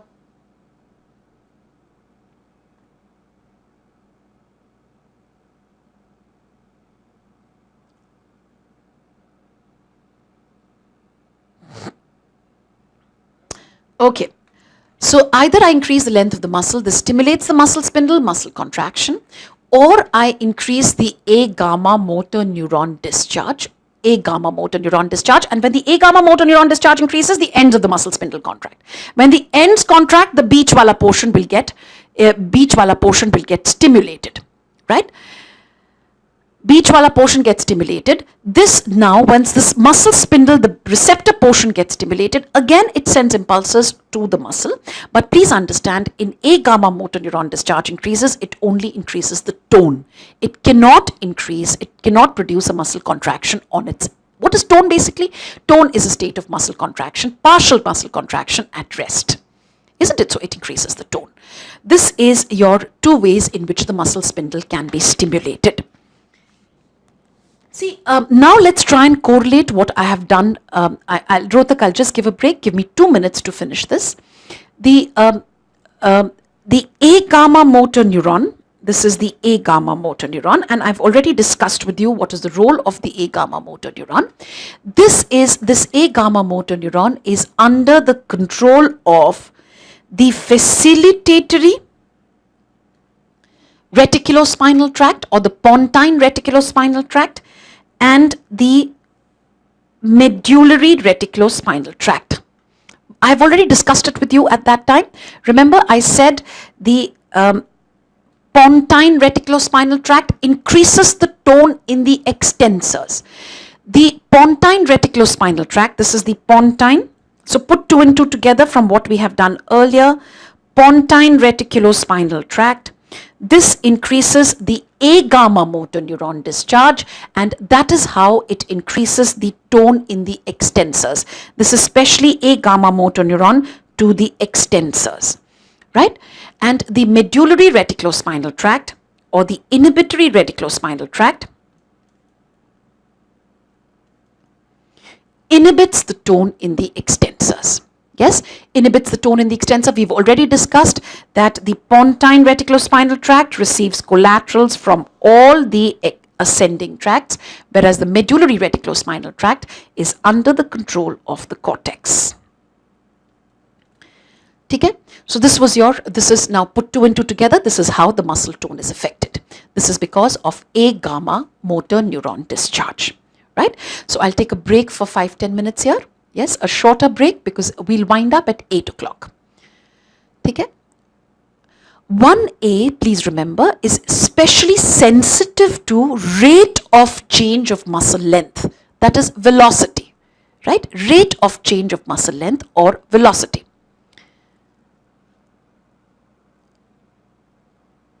Karamsad, you're not tired? No?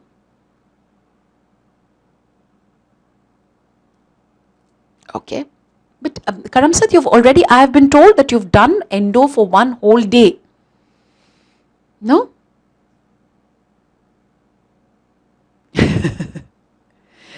How much more endo do you want, Karamsad? 1 whole day of endo and you want more endo? Endo class may not have been held as yet. That must be the problem. Yes, but endo, you do 1 whole day of endo. Just endo, endo, endo. So how much more endo, isn't it? Please show a slide. 40, no need of endo, other topics, yes. All right. Don't worry, they will be covered, Vijayawada, not to worry. Okay, what do you want, stretch reflex?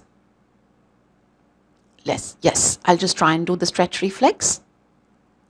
Today, of course, we'll do only CNS. We'll wind up by 8 o'clock. Yes, so then I'll have another session with you, and that is 5th September को है ना दूसरा session?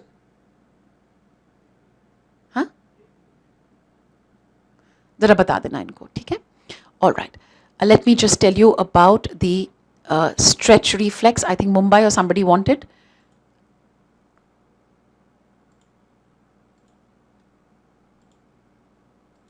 There you are. No, this is sorry, bisynaptic, monosynaptic. ठीक है? चलो, okay.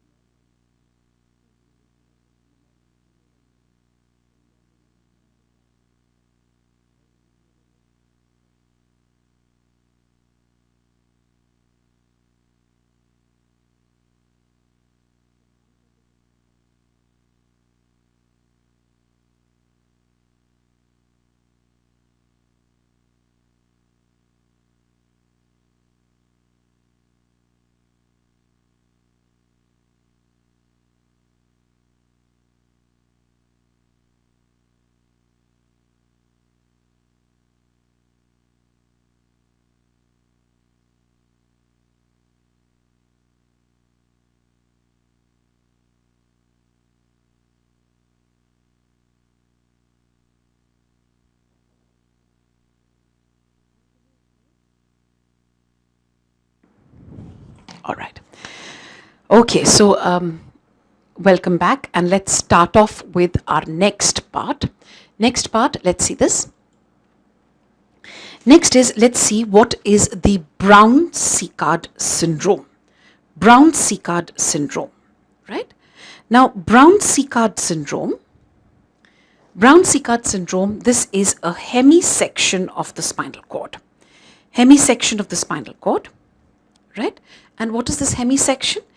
This is your spinal cord here. Now, if you do a transverse section, this is called a hemisection of the spinal cord. Now, what are the losses that you're going to see? Number one, how do we remember? Remember these 4 or 5 things? Remember these 4 or 5 things which will help us to answer a Brown-Séquard syndrome. And Brown-Séquard syndrome, like I said, the first is what is bus stop. Brown-Séquard, there is loss of temperature and pain of the opposite side. Temperature and pain of the opposite side is lost. This is known as Brown-Séquard. Brown-Séquard, temperature and pain of the opposite side is lost. This is the first thing. Brown-Séquard, temperature and pain of the opposite side. It makes a lot of sense now. When you do a hemisection of spinal cord, you know temperature and pain fibers, they are crossing at the level of entry into the spinal cord. Right? Entry into the spinal cord. So pain and temperature of the opposite side is lost. Second is touch is least affected. Touch is least affected, and again I've told you why touch is least affected, because like it has a dual pathway, spinothalamic as well as the posterior columns. Number 3, all other sensations, these are lost on the same side. They are lost on the same side. All other sensations are lost on the same side. Number 4 is motor paralysis, same side.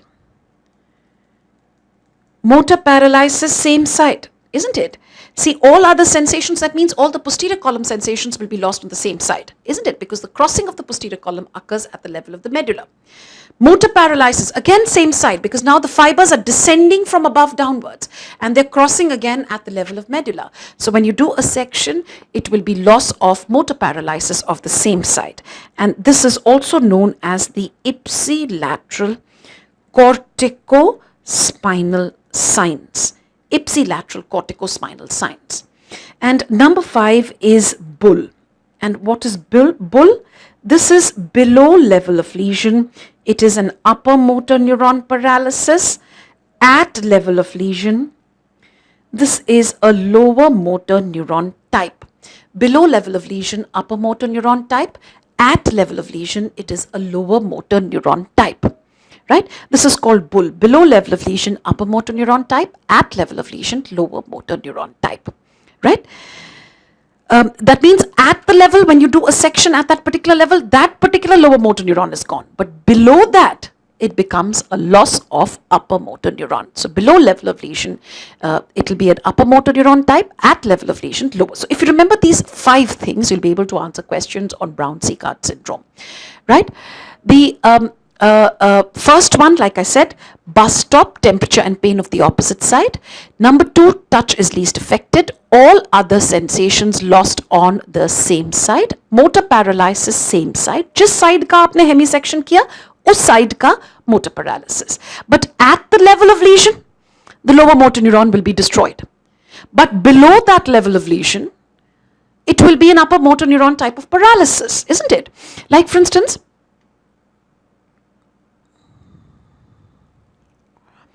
Belcom, actually the spinothalamic tract, it usually synapses at the level of entry, or it may climb 1 or 2 levels above or below and then synapse and cross to the opposite side. So that of course is an anatomical sort of peculiarity of the spinothalamic tract. Either they synapse at the same level or maybe 1 or 2 levels above or below. Right? So that is your, so you have bull. Bull is below level of lesion, upper motor neuron paralysis. At level of lesion, lower motor neuron type. Now, let's have a look at, once we are done with the Brown-Séquard syndrome, let's have a look at the descending pathways. Let's see which are the descending tracts. Now, descending tracts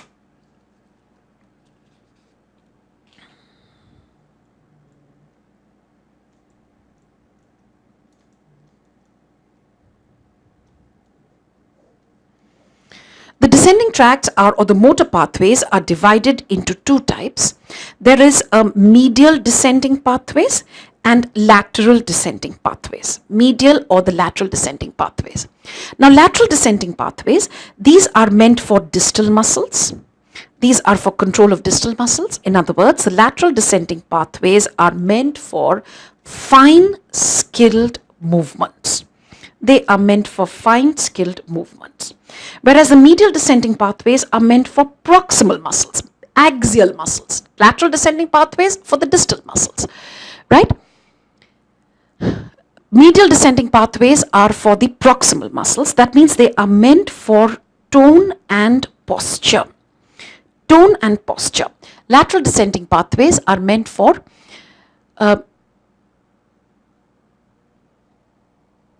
the descending tracts. That is, we've just started Ludhiana. There's nothing much that you've missed.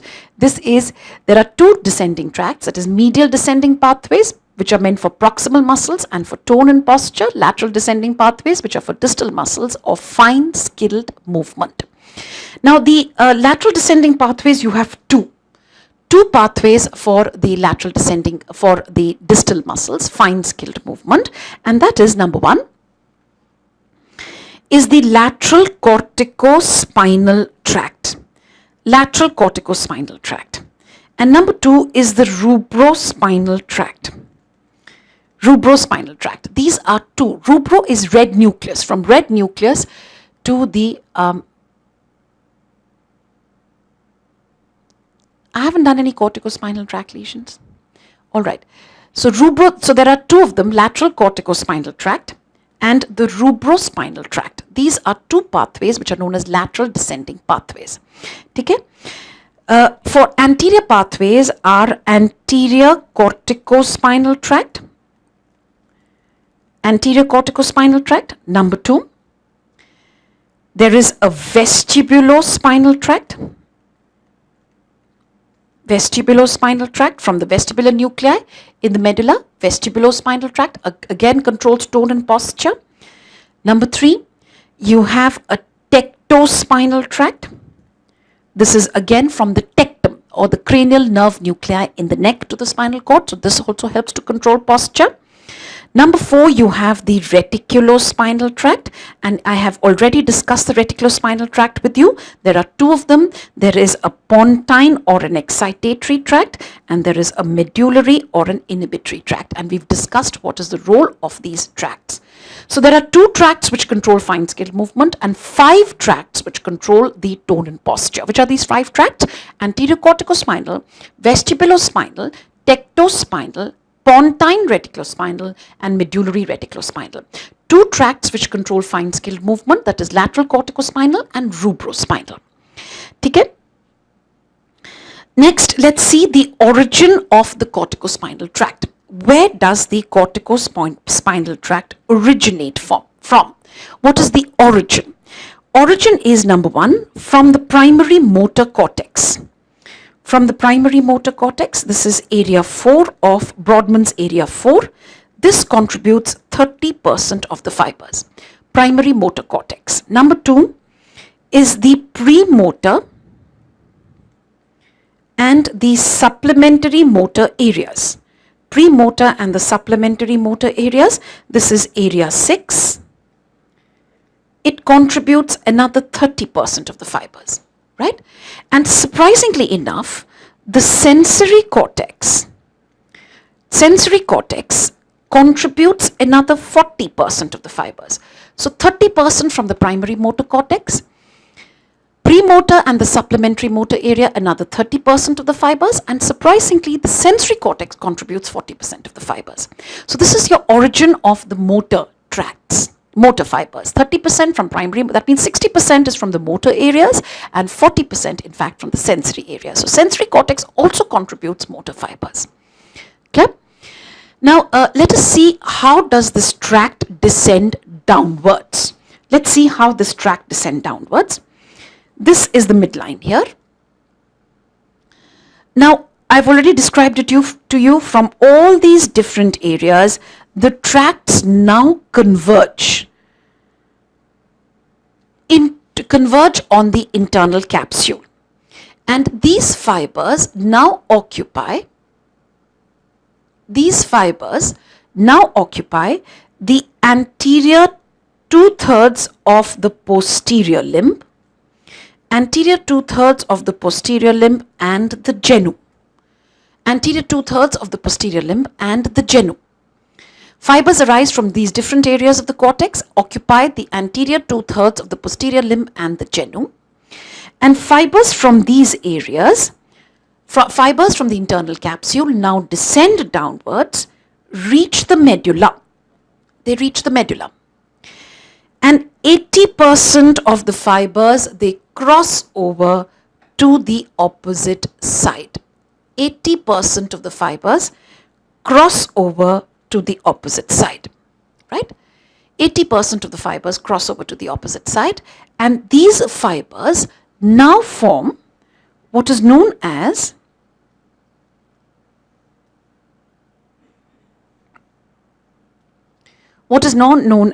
the lateral corticospinal tract. 80% of the fibers which cross over to the opposite side form the lateral corticospinal tract. And this lateral corticospinal tract, we've already discussed, it controls the distal muscles, fine skilled movement, right?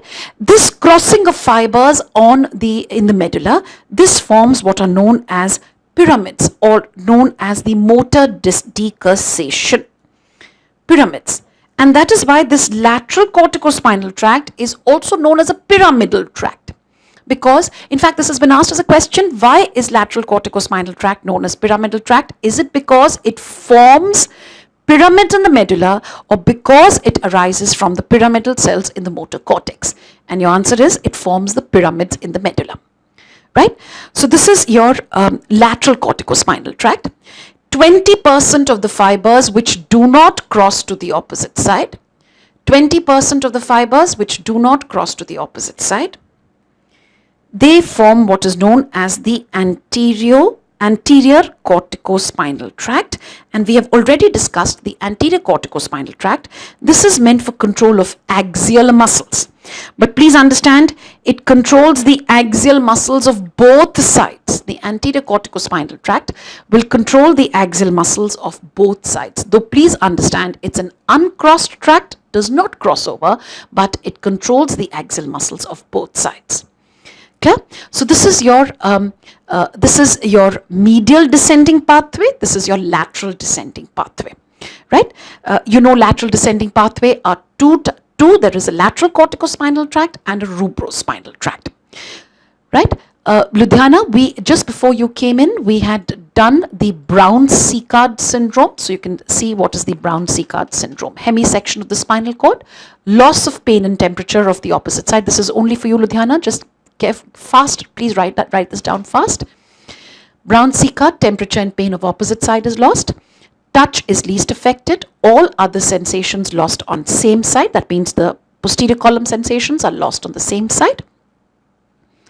Why is touch least affected? Dual transmission. Then I said motor paralysis on the same side. It makes a lot of sense now. Supposing you do a hemisection of the spinal cord, that side will show a loss of ipsilateral corticospinal signs. And then I said the last point, that was bull. And what does this bull signify? It says at the level of lesion, it is a lower motor neuron type of paralysis. Below the level of lesion, it is an upper motor neuron type. Right? So these are 5 points which help you remember Brown-Séquard syndrome. That's what I said. Agartala, why is touch least affected? See, touch has a dual transmission. Na? It is carried in the posterior columns and it's carried in the spinothalamic tract. When you do a hemisection of the spinal cord, this side's posterior column is gone and opposite side ka spinothalamic tract sensations. But is side ka spinothalamic tract sensations are still present. Na? So touch has a dual pathway. That is why I said it is least affected, right? I hope you've understood that, Agartala.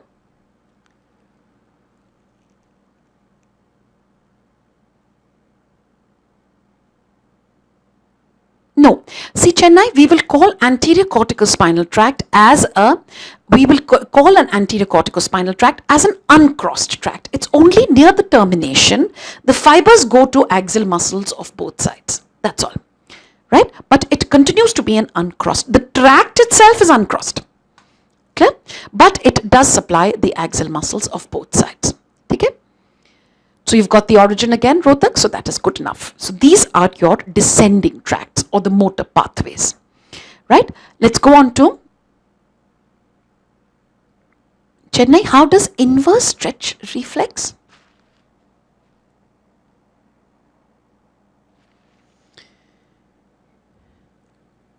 No, but the inverse stretch reflex will only affect the muscles.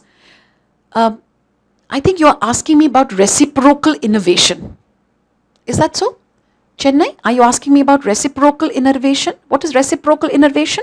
That means if the biceps is contracting, the triceps will relax. That is also spinal.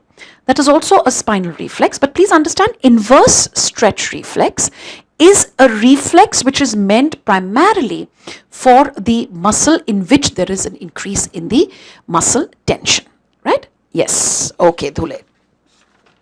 All right. Let's go on to the next part of the motor pathway, and that is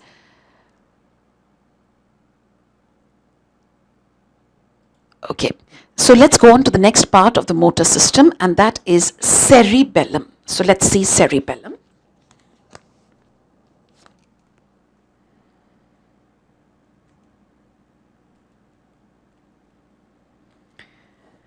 Now cerebellum, to remember cerebellum is fairly simple. It has got 3 parts, 4 nuclei and 5 cells. 3 parts, 4 nuclei, 5 cells.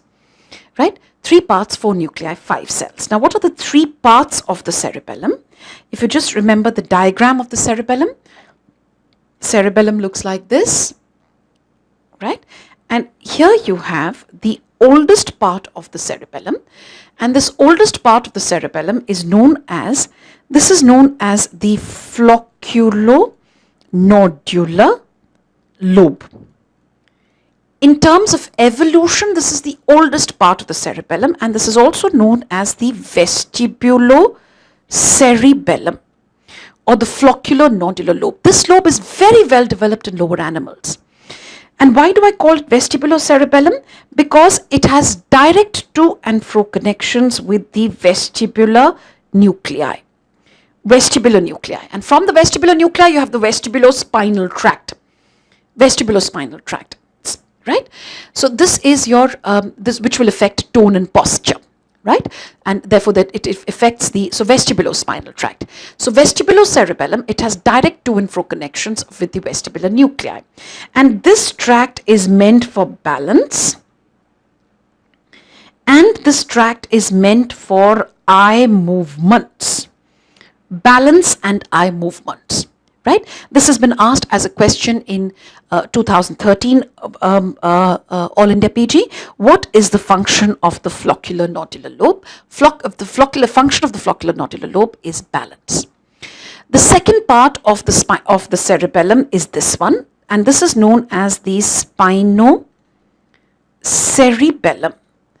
Now, the spinocerebellum, this is meant for what does spinocerebellum do?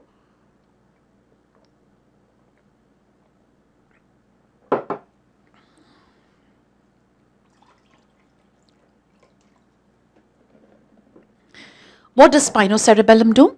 Spinocerebellum, the function of spinocerebellum is it smoothens and coordinates movements. It smoothens and coordinates movements. Smoothens and coordinates movements. Yes? Spinocerebellum smoothens and coordinates. Right? Now, the medial part of the spinocerebellum is meant for coordination of the axial muscles. And lateral part of the spinocerebellum is meant for control of the distal muscles. Medial part for the axial muscles, lateral part of the spinocerebellum for smoothing and coordinating the movements of the distal muscles. Right? And the last part, of course, is this one, which is called the cerebrocerebellum, or this is also known as the neocerebellum, and this is meant for motor planning. Motor planning, right? So these are the three parts of the cerebellum: vestibulocerebellum, spinocerebellum, and cerebrocerebellum. And I've told you the different functions of each. Now there was a question which came this time in DNB, which is the most important function of the cerebellum? Most important function of cerebellum, is it that it smoothens and coordinates movement? Is it muscle coordination? Or is it motor planning? Is it motor planning? Out of the two, which is the more important function? The more important function becomes coordination. Because please remember, for motor planning, I have some more areas which are involved in motor planning. And which are these areas involved in motor planning? There is the role of the neocortex. There is the role of neocortex. There is the role of basal ganglia. Basal ganglia are also involved in motor planning, right? Cerebellum, these are involved in motor planning. So my most important function of the cerebellum becomes motor coordination, not motor planning. Motor planning, there are other areas: neocortex, basal ganglia, cerebellum, right? So that is why I said most important function becomes coordination. Next, I said this is the three parts. So let's discuss now the four nuclei. Which are the four nuclei? Now, as far as the nuclei is concerned, the medial part of the cerebellum is what is the nucleus that is associated with it is called fastigial. Fastigial nucleus. That means fastigial nucleus is meant for coordination of the axial muscles, right? From the lateral part of the spinocerebellum, I have two nuclei. This is globose,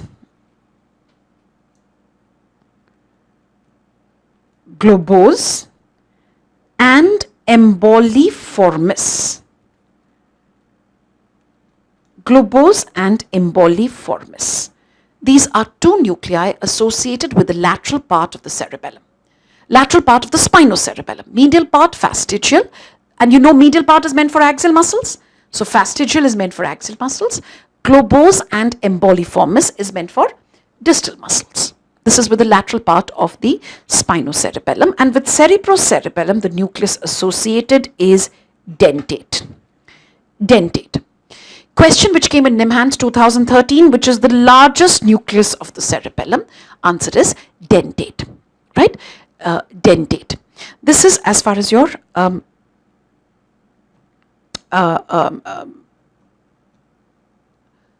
the different areas of the cerebellum is concerned, right? Different areas. So you've got three parts, four nuclei. So I've done four nuclei with you: fastigial, globose, emboliformis, and dentate. The last part is there are 5 cells. And what are these 5 cells? Let's see that. The 5 cells of the cerebellum are, you have the granule cells, basket cells, stellate cells, Golgi cells, and the Purkinje cells, right? Granule cells, basket cells, stellate cells, Golgi cells, and Purkinje cells. Out of these, the granule cells is the only excitatory neuron. Only excitatory neuron is the granule cell. All the others are inhibitory. So this becomes an easy question. Which of the following is an excitatory neuron of the cerebellum? And the answer becomes granule cell, right? So we've done 3 parts, 4 nuclei and 5 cells. These are and important questions have come from here, right? Next is, let's see, where is the output of the cerebellum from? Let's see the output of the cerebellum. Now, output of the cerebellum is only from the deep nuclei.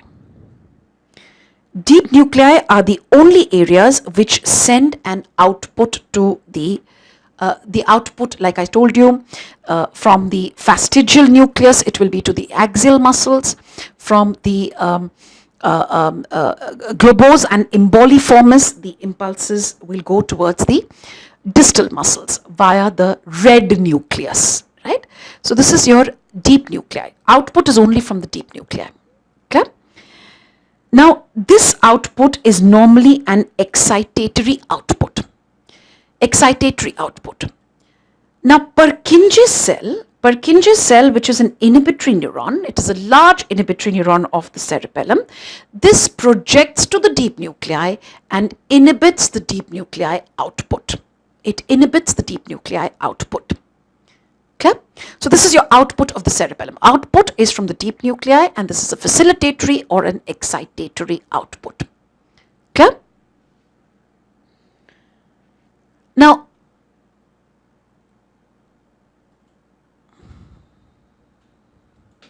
let's have a look at the input into the cerebellum. Let's see the input into the cerebellum. Now, as far as the input into the cerebellum is concerned, there are two types of fibers. There is a climbing fiber and there is a mossy fiber.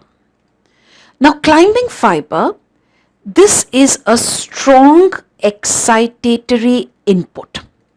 This is a strong excitatory input, and mossy fiber is a weak excitatory input. Strong excitatory input and weak excitatory input. Climbing fiber is formed by fibers of the olivocerebellar tract. From the inferior olivary nucleus to the cerebellum, you have an olivocerebellar tract, and this olivocerebellar tract, this brings proprioceptive impulses.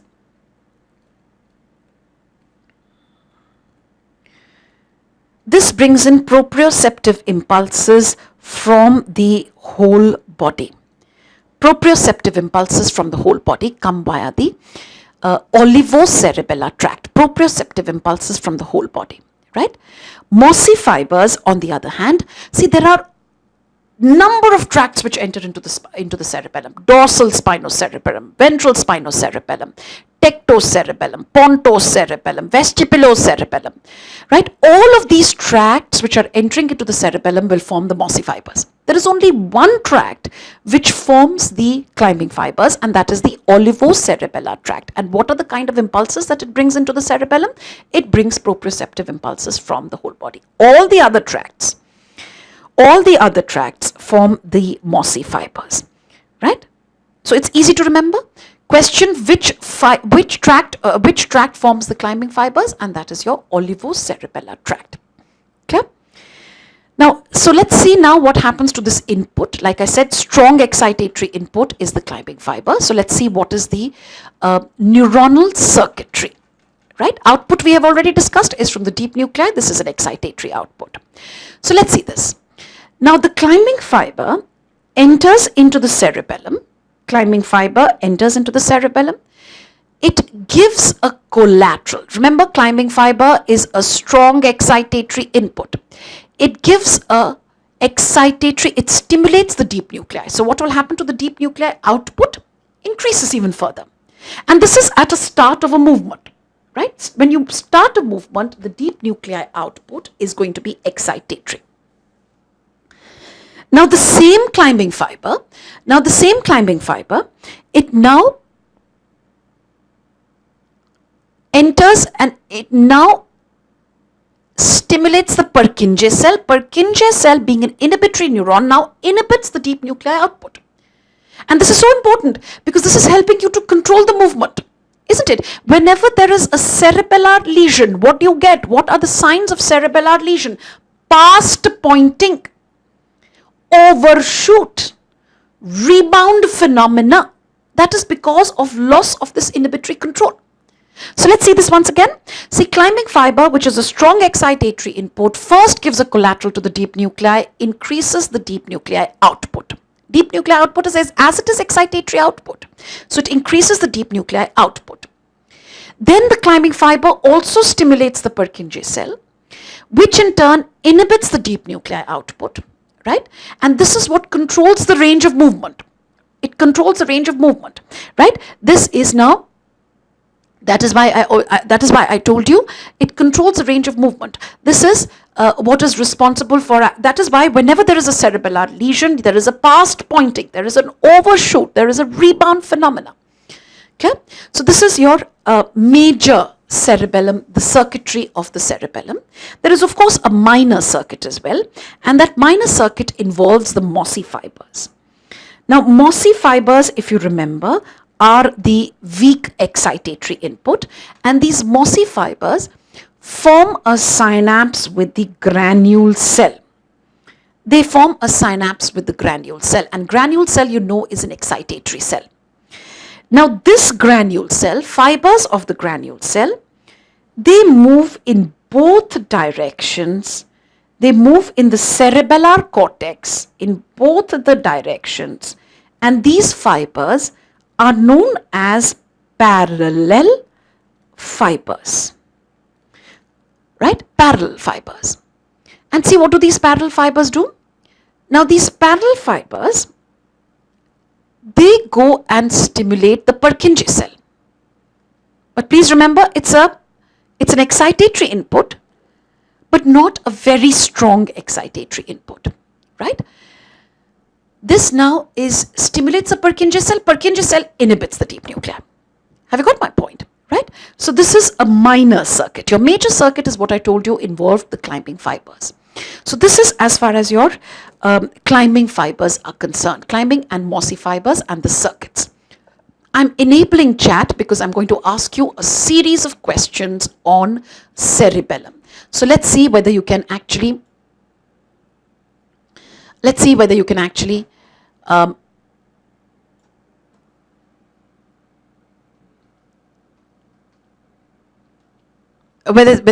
answer them. So let's take the first one, and the first one is, what is the function of the vestibulocerebellum? Anybody? Function of vestibulocerebellum, asked in All India PG 2013. Balance. Number 2, most important function of the cerebellum, coordination or motor planning? We've already done that, coordination. Number 3, output of the cerebellum is from, deep nuclei, right? Number 4, Purkinje cell project to, it's in front of you, deep nuclei. Okay? Number 5, these are all questions which have come in AIIMS as well as All India PG. So that's what I'm asking you, right?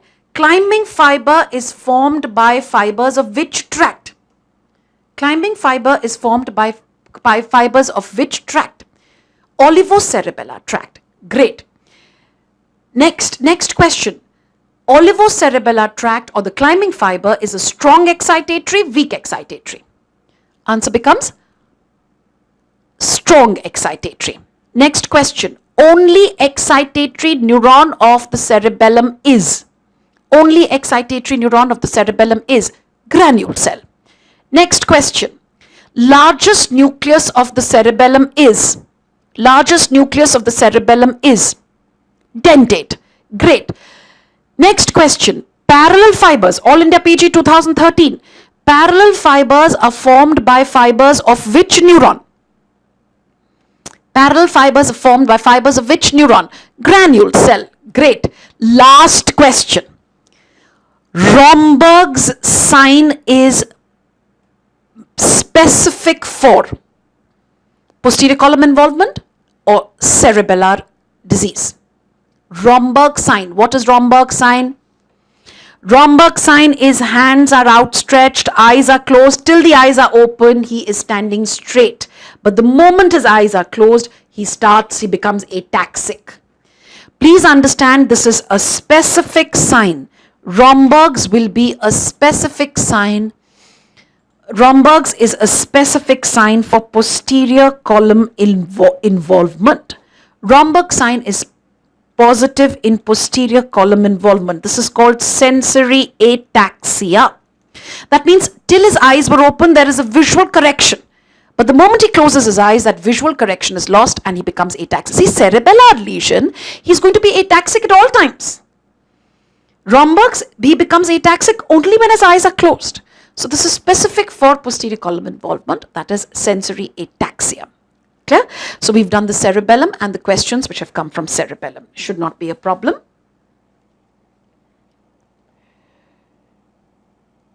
Right? Now, as far as Gorakhpur, my heart sinks when I read connection was lost, because that means I have to go back all over again. Yeah, okay, Gorakhpur, let me just... okay, I'll repeat it at the last. I think that sounds logical. Don't worry, Gorakhpur, I'll do this before I leave today.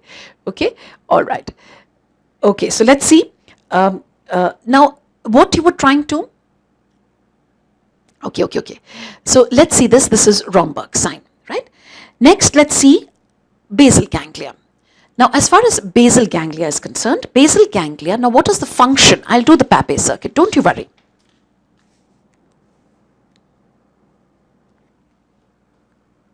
Papez circuit, basal ganglia first, right? Now, basal ganglia, please understand what are the functions of basal ganglia. See, of course, we know that it is involved in motor planning. It is involved in coordination. Yes, coordination, motor planning, coordination, but coordination of which movements? Please understand, the cerebellum is involved in coordination of voluntary movements. Yes, whatever, when supposing I'm picking up this bottle, this is a voluntary movement, this is a cerebellar involvement, cerebellar coordination. Basal ganglia, now basal ganglia are involved in coordination of automatic associated movements. Now what are these? See, automatic movements means, automatic associated movement, what do I mean by that? That is, for example, when you're walking, your hands move, isn't it? You're moving your hands like that, right? Of course, what I'm doing is exaggerated, but your hands are moving like that. This is a basal ganglia involvement, right? So this is an automatic associated movement. I'm speaking with you and my hands are going in all directions. Yes, this is an automatic associated movement, right? Then basal ganglia coordination is for skilled movement. Skilled movement. Now what is skilled movement? For example, you take a scissors and you cut a paper. This is basal ganglia involvement. Once you have learned how to cut, of course, once you have learned how to handle the scissors, it becomes a basal ganglia. It's a skilled movement, right? You are playing cricket. When you strike the bat with the ball, that is basal ganglia involvement, right? Or when you're playing basketball, for instance, when you are throwing the basket into the, throwing the ball into the basket. See, this is what happens when fatigue sets in. So when you throw the ball into the basket, that is again basal ganglia involvement. Okay? So any kinds of automatic associated movements and skilled movements, they require, they are in primarily basal ganglia. Basal ganglia, whereas cerebellum is primarily what you are trying to, like for instance, like I told you, when you are trying to do a particular motor movement, let me say if I'm trying to lift this bottle or lift this glass or something like that, that becomes primarily a cerebellar involvement. Clear? So automatic associated movement. Okay? Now as far as basal ganglia is concerned, it's an extremely complicated circuitry, and if we start doing basal ganglia, then we'll be here till morning, or actually what I was going to say, till the cows come home. So this is your basal. So we cannot afford to do too much of the circuitry because we need to answer our MCQs, and for that I'll give you 5 points which will help you answer all MCQs in basal ganglia. Now as far as basal ganglia is concerned, there are these major circuits. There are these major circuits, and these major circuits are, number one, there is an intrastriatal cholinergic pathway. There is an intrastriatal cholinergic pathway. Now what is striatum? Striatum is caudate nucleus plus the putamen. Caudate nucleus and the putamen. intrastriatal cholinergic pathway. And of course, you know that this intrastriatal cholinergic pathway is destroyed in Huntington's. Huntington's, you get a destruction of the intrastriatal cholinergic. Yes. The second pathway, of course, is the striatonigral. Striatonigral GABAergic pathways. Huntington's में of course striatum के GABAergic neurons are also destroyed, right? So there is a striatonigral from striatum to substantia nigra GABAergic pathway.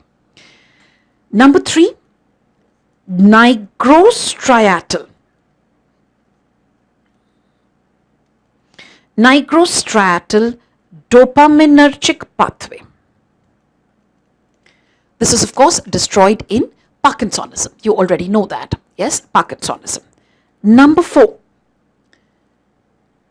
striatopallidal. Striatopallidal GABAergic pathway. Striatopallidal GABAergic pathway.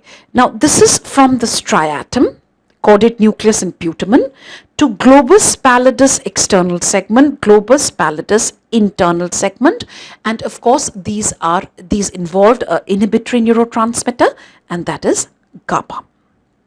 Striatopallidal GABAergic pathway. Then you have number 5. There is a excitatory pathway. This is the only excitatory pathway from subthalamic nucleus of Lewis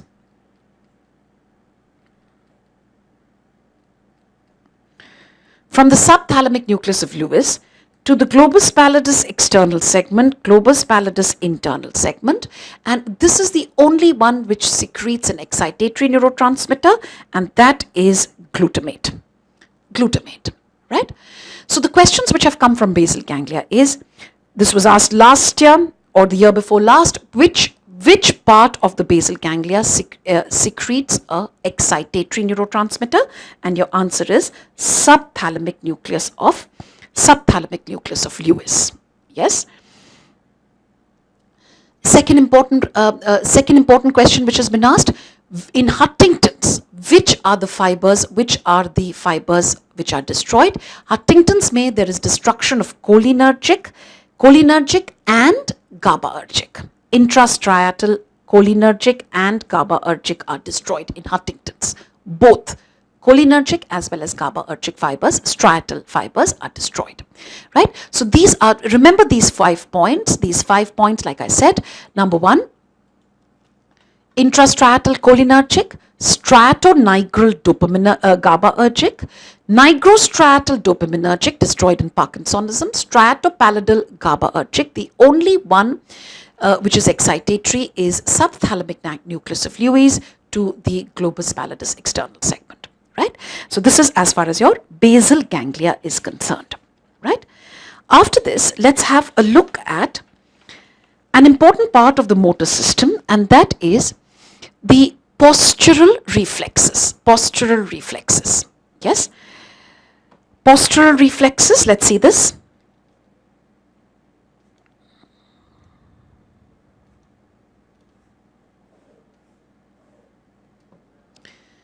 Postural reflexes. And these postural reflexes are, now see, postural reflexes, these are integrated in different parts of the spinal, of the central nervous system, spinal cord and the CNS. These, what are postural reflexes basically? Postural reflexes means these are reflexes which help us to maintain posture. Postural reflexes helping us to maintain posture, right? Now, when I look at the postural reflexes, the first one is, of course, the spinal reflexes. Spinal reflexes. Yes? Now, spinal reflexes, which are the posture maintaining reflexes, which are integrated in this. See, postural reflexes will be integrated in different parts of the central nervous system. You have in the spinal cord, in the medulla, in the midbrain, in the cortex. The centers are these. Now, how do we know which reflexes are integrated in the spinal cord? So what do? This is because of a study on experimental animals. See, we took an experimental animal. Now, for instance, this is the spinal cord, this is the medulla, this is the pons, and so on and so forth. We produced a section between the spinal cord and the medulla. Between the spinal cord and the medulla. But please remember, you have to spare his phrenic nerve. Right? If you section the phrenic nerve as well, then gone. He is not, you have to otherwise he will not be able to respire on his own. Have you understood? That means to preserve his respiration, you have to spare his phrenic nerve from dorsal root gang, from the dorsal group of neurons, DRG. It is impulses go to the phrenic nerve nucleus. So you have to spare those. You have to spare his respiratory apparatus. Right? Wait. So you have to spare his respiratory apparatus. Right? Here, what are you trying to do over here? Here, the postural reflexes. This animal is now known as a spinal animal. This is known as a spinal animal. Right? That means now all the postural reflexes present in this animal are being integrated in the spinal cord. So spinal reflexes. Yes. Now, which are the spinal reflexes? Similarly, if I want to know what are medullary reflexes, I do a section at the upper border of the medulla. Now, the reflexes which will be present in this animal will be spinal plus medullary. Have you got my point? So we have studied section of different levels and seen what are the types of reflexes, which are the reflexes present in this animal. So let's take on the first one. Like I said, which are the spinal reflexes? The first one, spinal reflexes. Now, as far as the spinal reflexes are concerned, spinal reflexes, we've done already stretch reflex, inverse stretch reflex. Yes, these are both spinal reflexes already discussed in detail with you. Number 3, there is something known as a positive supporting reaction. Now, what is a positive supporting reaction? Positive supporting reaction means if I place the foot pad of this animal on the ground, the foot pad of this animal is placed on the ground, that limb extends. That is called a positive. See, now what are being stimulated are the touch receptors on the foot pad. The receptors over here are these touch receptors on the foot pad of this animal. And so there is a positive supporting reaction. That particular limb now extends. That's called a positive supporting reaction. And if I place all the 4 feet of this animal on the ground, he is able to stand. So standing is also a spinal reflex. It is integrated in the spinal cord. Right? Next, you have what is known as a negative supporting reaction. And what is a negative supporting reaction? Negative supporting reaction, that means if I remove the contact of this animal's foot with the ground, that particular limb of this animal will now flex. There is flexion of that particular limb. This is called a negative supporting reaction. If you remove the contact with the ground, that limb flexes. This is negative supporting reaction. Other spinal reflexes are walking. Walking is also a spinal reflex. A spinal animal is able to walk. Please understand, a spinal animal. I'm not talking about human beings. I'm talking about spinal animal. In human beings, the picture gets complicated because of greater role of the cortex. Right? Progressive encephalization. Right? So walking is a spinal reflex. Next, even running, galloping. Galloping is what animals do. This is a spinal reflex. These are all integrated in the spinal cord. Let's see which are the ones integrated in the spinal cord. Stretch reflex, inverse stretch reflex, positive supporting reaction, standing, negative supporting reaction, walking, galloping. These are all your spinal reflexes. Okay? Next, let's go on to which are the medullary reflexes. Let's discuss that.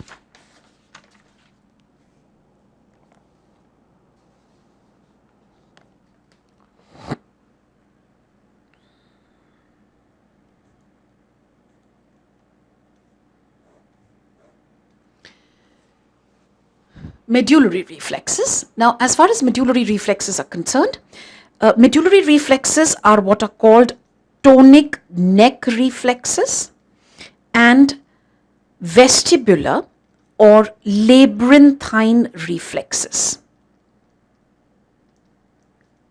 Vestibular or labyrinthine reflexes.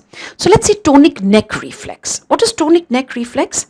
See, when I do a neck flexion, this is a medullary animal. What is a medullary animal? Medullary animal, Mumbai. Medullary animal, that means the section is at the upper border of medulla, right?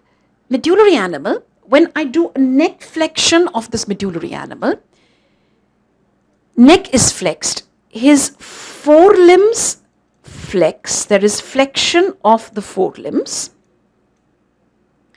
Flexion of the forelimbs mane? This is the aage wala pair. Aage wala pair will flex and there is extension of the hind limbs. There is extension of the hind limbs. Right? It is like the animal is looking into a hole in the ground. When he's looking into the hole in the ground, you can see this is his aage wala pair flex and the piche wala extend. And if I do a neck extension, if the neck is extended, then there is extension of the forelimbs, aage wala pair, and flexion of the hind limbs. There is extension of the forelimbs and flexion of the hind limbs. This is your neck extension, right? These are your tonic neck reflexes. Which are the receptors for the tonic neck reflexes? Receptors is the neck proprioceptors. Neck proprioceptors. Right? Neck proprioceptors, and the center, of course, for the tonic neck reflexes is the medulla.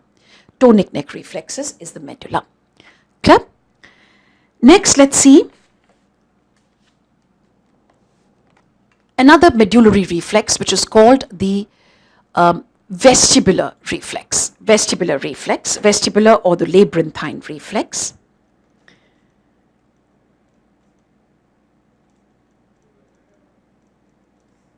Vestibular or the labyrinthine reflex. What's happened here in vestibular or labyrinthine reflex? What is the function of this reflex? This keeps the head horizontal. This keeps the head horizontal with respect to the ground. It keeps the head horizontal with respect to the ground. Yes, this is your vestibular or the labyrinthine reflex. Now let's try and understand this vestibular or the labyrinthine reflex. What happens? Now let's say this is a wooden plank. It's a wooden plank, and our medullary animal is standing on this plank. Right? This is a medullary animal. Medullary animal, I've already told you what is in medullary animal. Section is at the upper border of medulla. So he's standing on this plank. And if you can see, his head is level. His head is horizontal with respect to the ground. Now supposing I lift the plank from one side. I lift the plank from one side. So what's happened now? This animal's, now his head is at an angle with the ground. It is no longer horizontal with the ground. Now to bring the head horizontal with the ground, what does this animal do? How does he bring his head horizontal with the ground? He now flexes the forelimbs and extends the hind limb. So now his head is horizontal with respect to the ground. Of course, right? Have you understood this? Right? This is a labyrinthine or a vestibular reflex. Yes? Labyrinthine or a vestibular reflex. Now here the receptors are the otoliths. Receptors are the otoliths. So what does it result in? It results in a flexion of the forelimbs and extension of the hind limbs. Right? Receptors are the otoliths. Are we clear with that? Right? Otoliths in the semicircular canals. So this is your vestibular or the labyrinthine. Vestibular. So in the medulla, two tonic neck reflexes and the vestibular reflexes. Right? Then you come to midbrain, which are the reflexes which are integrated in the midbrain. Now in midbrain, we have all the writing reflexes. All the writing reflexes are integrated in the midbrain except the visual writing reflex. Except all writing reflexes are integrated in the medulla, in the midbrain except the visual writing reflex. Now what is visual writing reflex? See, what is a writing reflex? Writing reflex means it is an automatic correction of the body posture. Isn't it? And this is very common experience. See, somebody pushes you from behind. There is an automatic correction of posture which prevents you from falling down. That is a writing reflex. And all writing reflexes are integrated in the midbrain except the visual writing reflex. Now, what is this visual writing reflex? Let me try and explain this to you. See, visual writing reflex. Now, for example, this is a well-lit room. Yes, and you're walking in this well-lit room, and maybe there's a huge bag or something is placed on the ground, and you hit that bag, and you stumble, right? But most often there is an automatic correction of posture which prevents you from falling down, right? At this time, this is besides your writing reflexes which are integrated in the midbrain, your visual writing reflex is also operating. But supposing it is a dark room, no light, you're walking and your foot hits something, maybe a shoe or a bag or something like that which is lying on your way, and you are more likely to fall down because at this time your visual writing reflex is not functioning. So there is more likelihood of falling down. And there is a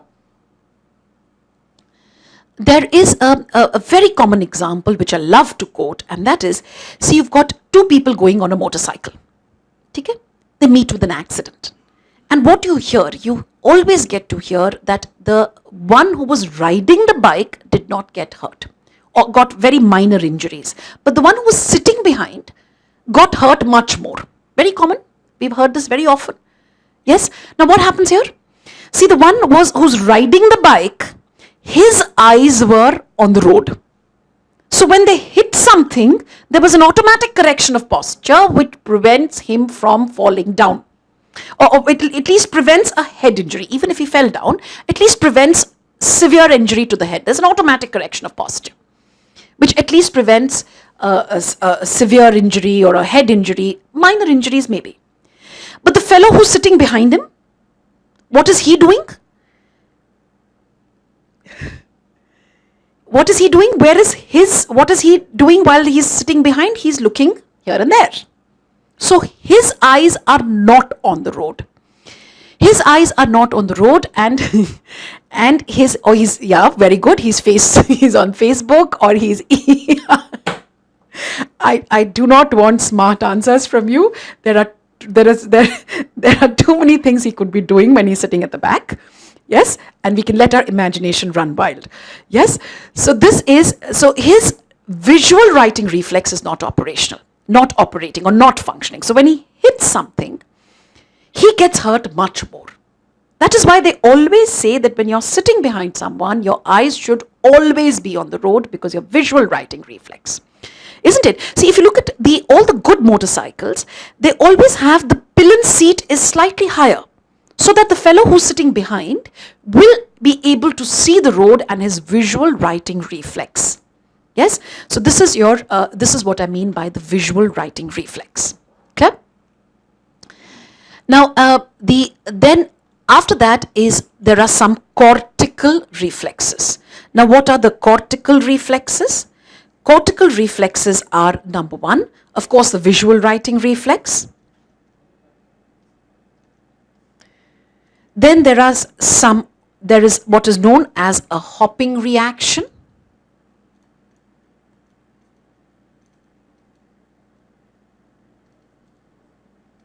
Hopping reaction, yes, and then something known as a placement reaction.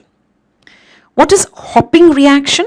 If you remember, hopping reaction is lagari tang, isn't it? The ability to hop on one foot. That is a cortical reflex. That requires the cortex. Placement reaction. Placement reaction means when you tell the animal to place his foot here, so he places it there, somewhere else, he places it. That's a placement reaction.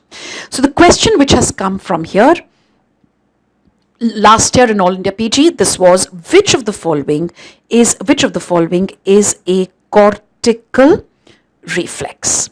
Cortical reflex. Yes, which of the following is a cortical reflex? Question. The options were tonic neck reflexes. Tonic neck reflexes are spinal, medullary, midbrain, cortical. Tell me. Jaldi bolo. Tonic neck reflexes, medullary. Then you have vestibular reflex. This was the next option. Vestibular reflex, medullary. Positive supporting reaction. Positive supporting reaction. Bolo. Spinal. Right? Positive supporting reaction is spinal. Last was hopping and placement reactions. Hopping and placement reactions. This becomes in fact, your answer is this one. This is a cortical reflex. So these are the questions. This is the kind of a question which we expect from here. That is, which reflex is integrated in which part of the central nervous system? These are your postural reflexes. Postural reflexes, right? Okay. After this, of course, I'm winding up at 8 o'clock, and the reason for this is basically fatigue. I'm extremely tired. Yes. So I'm going to wind up. There is a little bit of your CNS left, which would require first half an hour when I meet you on the 4th. 4th, we'll take the first half an hour on the, yes, I will be doing sleep at that time. I will be doing decorticate also at that time, right? So this is, it's the 4th of September, from 4:30 onwards. Please, I'm sorry, I made a mistake earlier. This was 4th of September. Of course, you'll get messages also. Pape circuit I will also do. Not to worry, this will be completed on the 4th of September, 4:30 onwards. Yes, and you'll be getting your questions as you'll be getting your messages as well. Okay? Yes. Vestibular reflexes. I think somebody is asking for vestibular reflexes. Okay. Let me just tell you about the vestibular reflex. Thank you, Agra. Okay. No, Chennai, you have a ENT repeat on 4th in the morning. So that is why we had scheduled your, it is till 4:30. Yeah, Gochi, thank you so much. Right? So let me tell you about the vestibular this is medullary, and where are the vestibular reflexes? Okay, here are. I'll just give you my email. This is a vestibular reflex, yes? It keeps the head horizontal with, keeps the head horizontal with respect to the ground. Now what happens here is, This is a medullary animal. This is it's standing on a wooden plank. When you lift the plank, now his head is no longer horizontal with respect to the ground. To bring the head horizontal with respect to the ground, the forelimbs flex and the hind limbs extend. So this is your vestibular reflex, and the receptor for this is the otoliths in the semicircular canals. Right?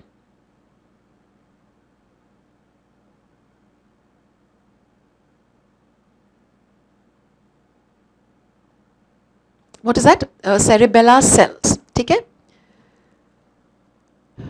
Okay, cerebellar cells. Let me just see this. Where are the cerebellar cells? Beta, fifth Mumbai. I'm not in Delhi. I'm in Pune. So I will not be. Yeah, Jammu, thank you so much. I hope you revise this. That is more important. Okay. Now, which MCQ book? So I'll be doing hypothalamic centers also. Don't worry. All these topics which you are. Okay, here you are. Somebody had said some cells. Who was asking for cells, please? Cerebellar cells.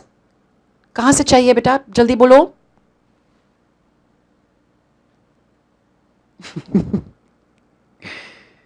Who was asking for cells? Gorakhpur or someone? Gone? Good night हो गया?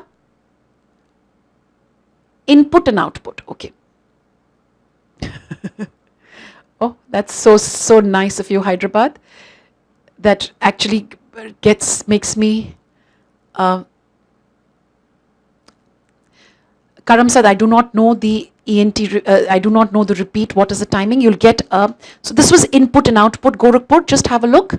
Climbing fiber, strong excitatory output, olivocerebellar tract. Mossy fibers is all other tracts. Yes? So let's see this. Acha, MCQ book. Sorry, Karam Sad. See, MCQ book, I cannot really tell you which one to read. This is because, see, all books have got errors. So there is a margin of about 10% errors. So be careful when you're reading this book. Thank you, Shimla, and good night. Right? So MCQ book, which one would you,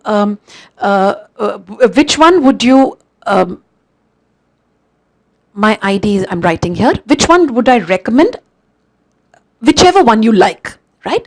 Please remember the controversial questions I've already done with you over here in the class, and I will be, so all controversial. So whenever you're looking at the answers, there may be some which are, across Arvind Arora, both have got a margin of error of about 10%, right? So be careful when you come to the controversial questions, confirm it from us, and most of the questions, controversial ones, I've already done in class, so you will be, Bareilly, what was your query? I'm sorry, I forgot. Bareilly? What was the query? Aurangabad, what do you want? Which one did you want? I'm sorry, I've missed out on what you had written. Bareilly, what was your query? Bareilly? Aurangabad, what was your first two slides? Okay, I'll just give you the first two slides. Aurangabad? Neurotransmitters. Okay, Bareilly, Bareilly wants, significance of sensory fibers in descending tracts. Bareilly, no significance as such. It's just that these are motor fibers. These are not sensory fibers. Please understand. They are arising from the sensory cortex, but those are not sensory fibers, right? They are motor fibers. Is that clear? Right? Okay, Alabad, I'll accept your send me an inbox your request, and I'll do that. Okay, because okay, fine. Yeah, I'm Dams Pune. Yes. Okay. So this is Dr. First two slides. First page. There you are. First two slides, Bareilly or somebody who asked me.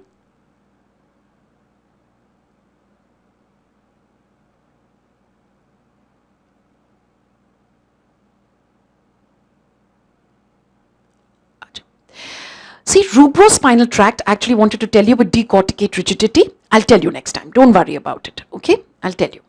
See, this is the first two slides are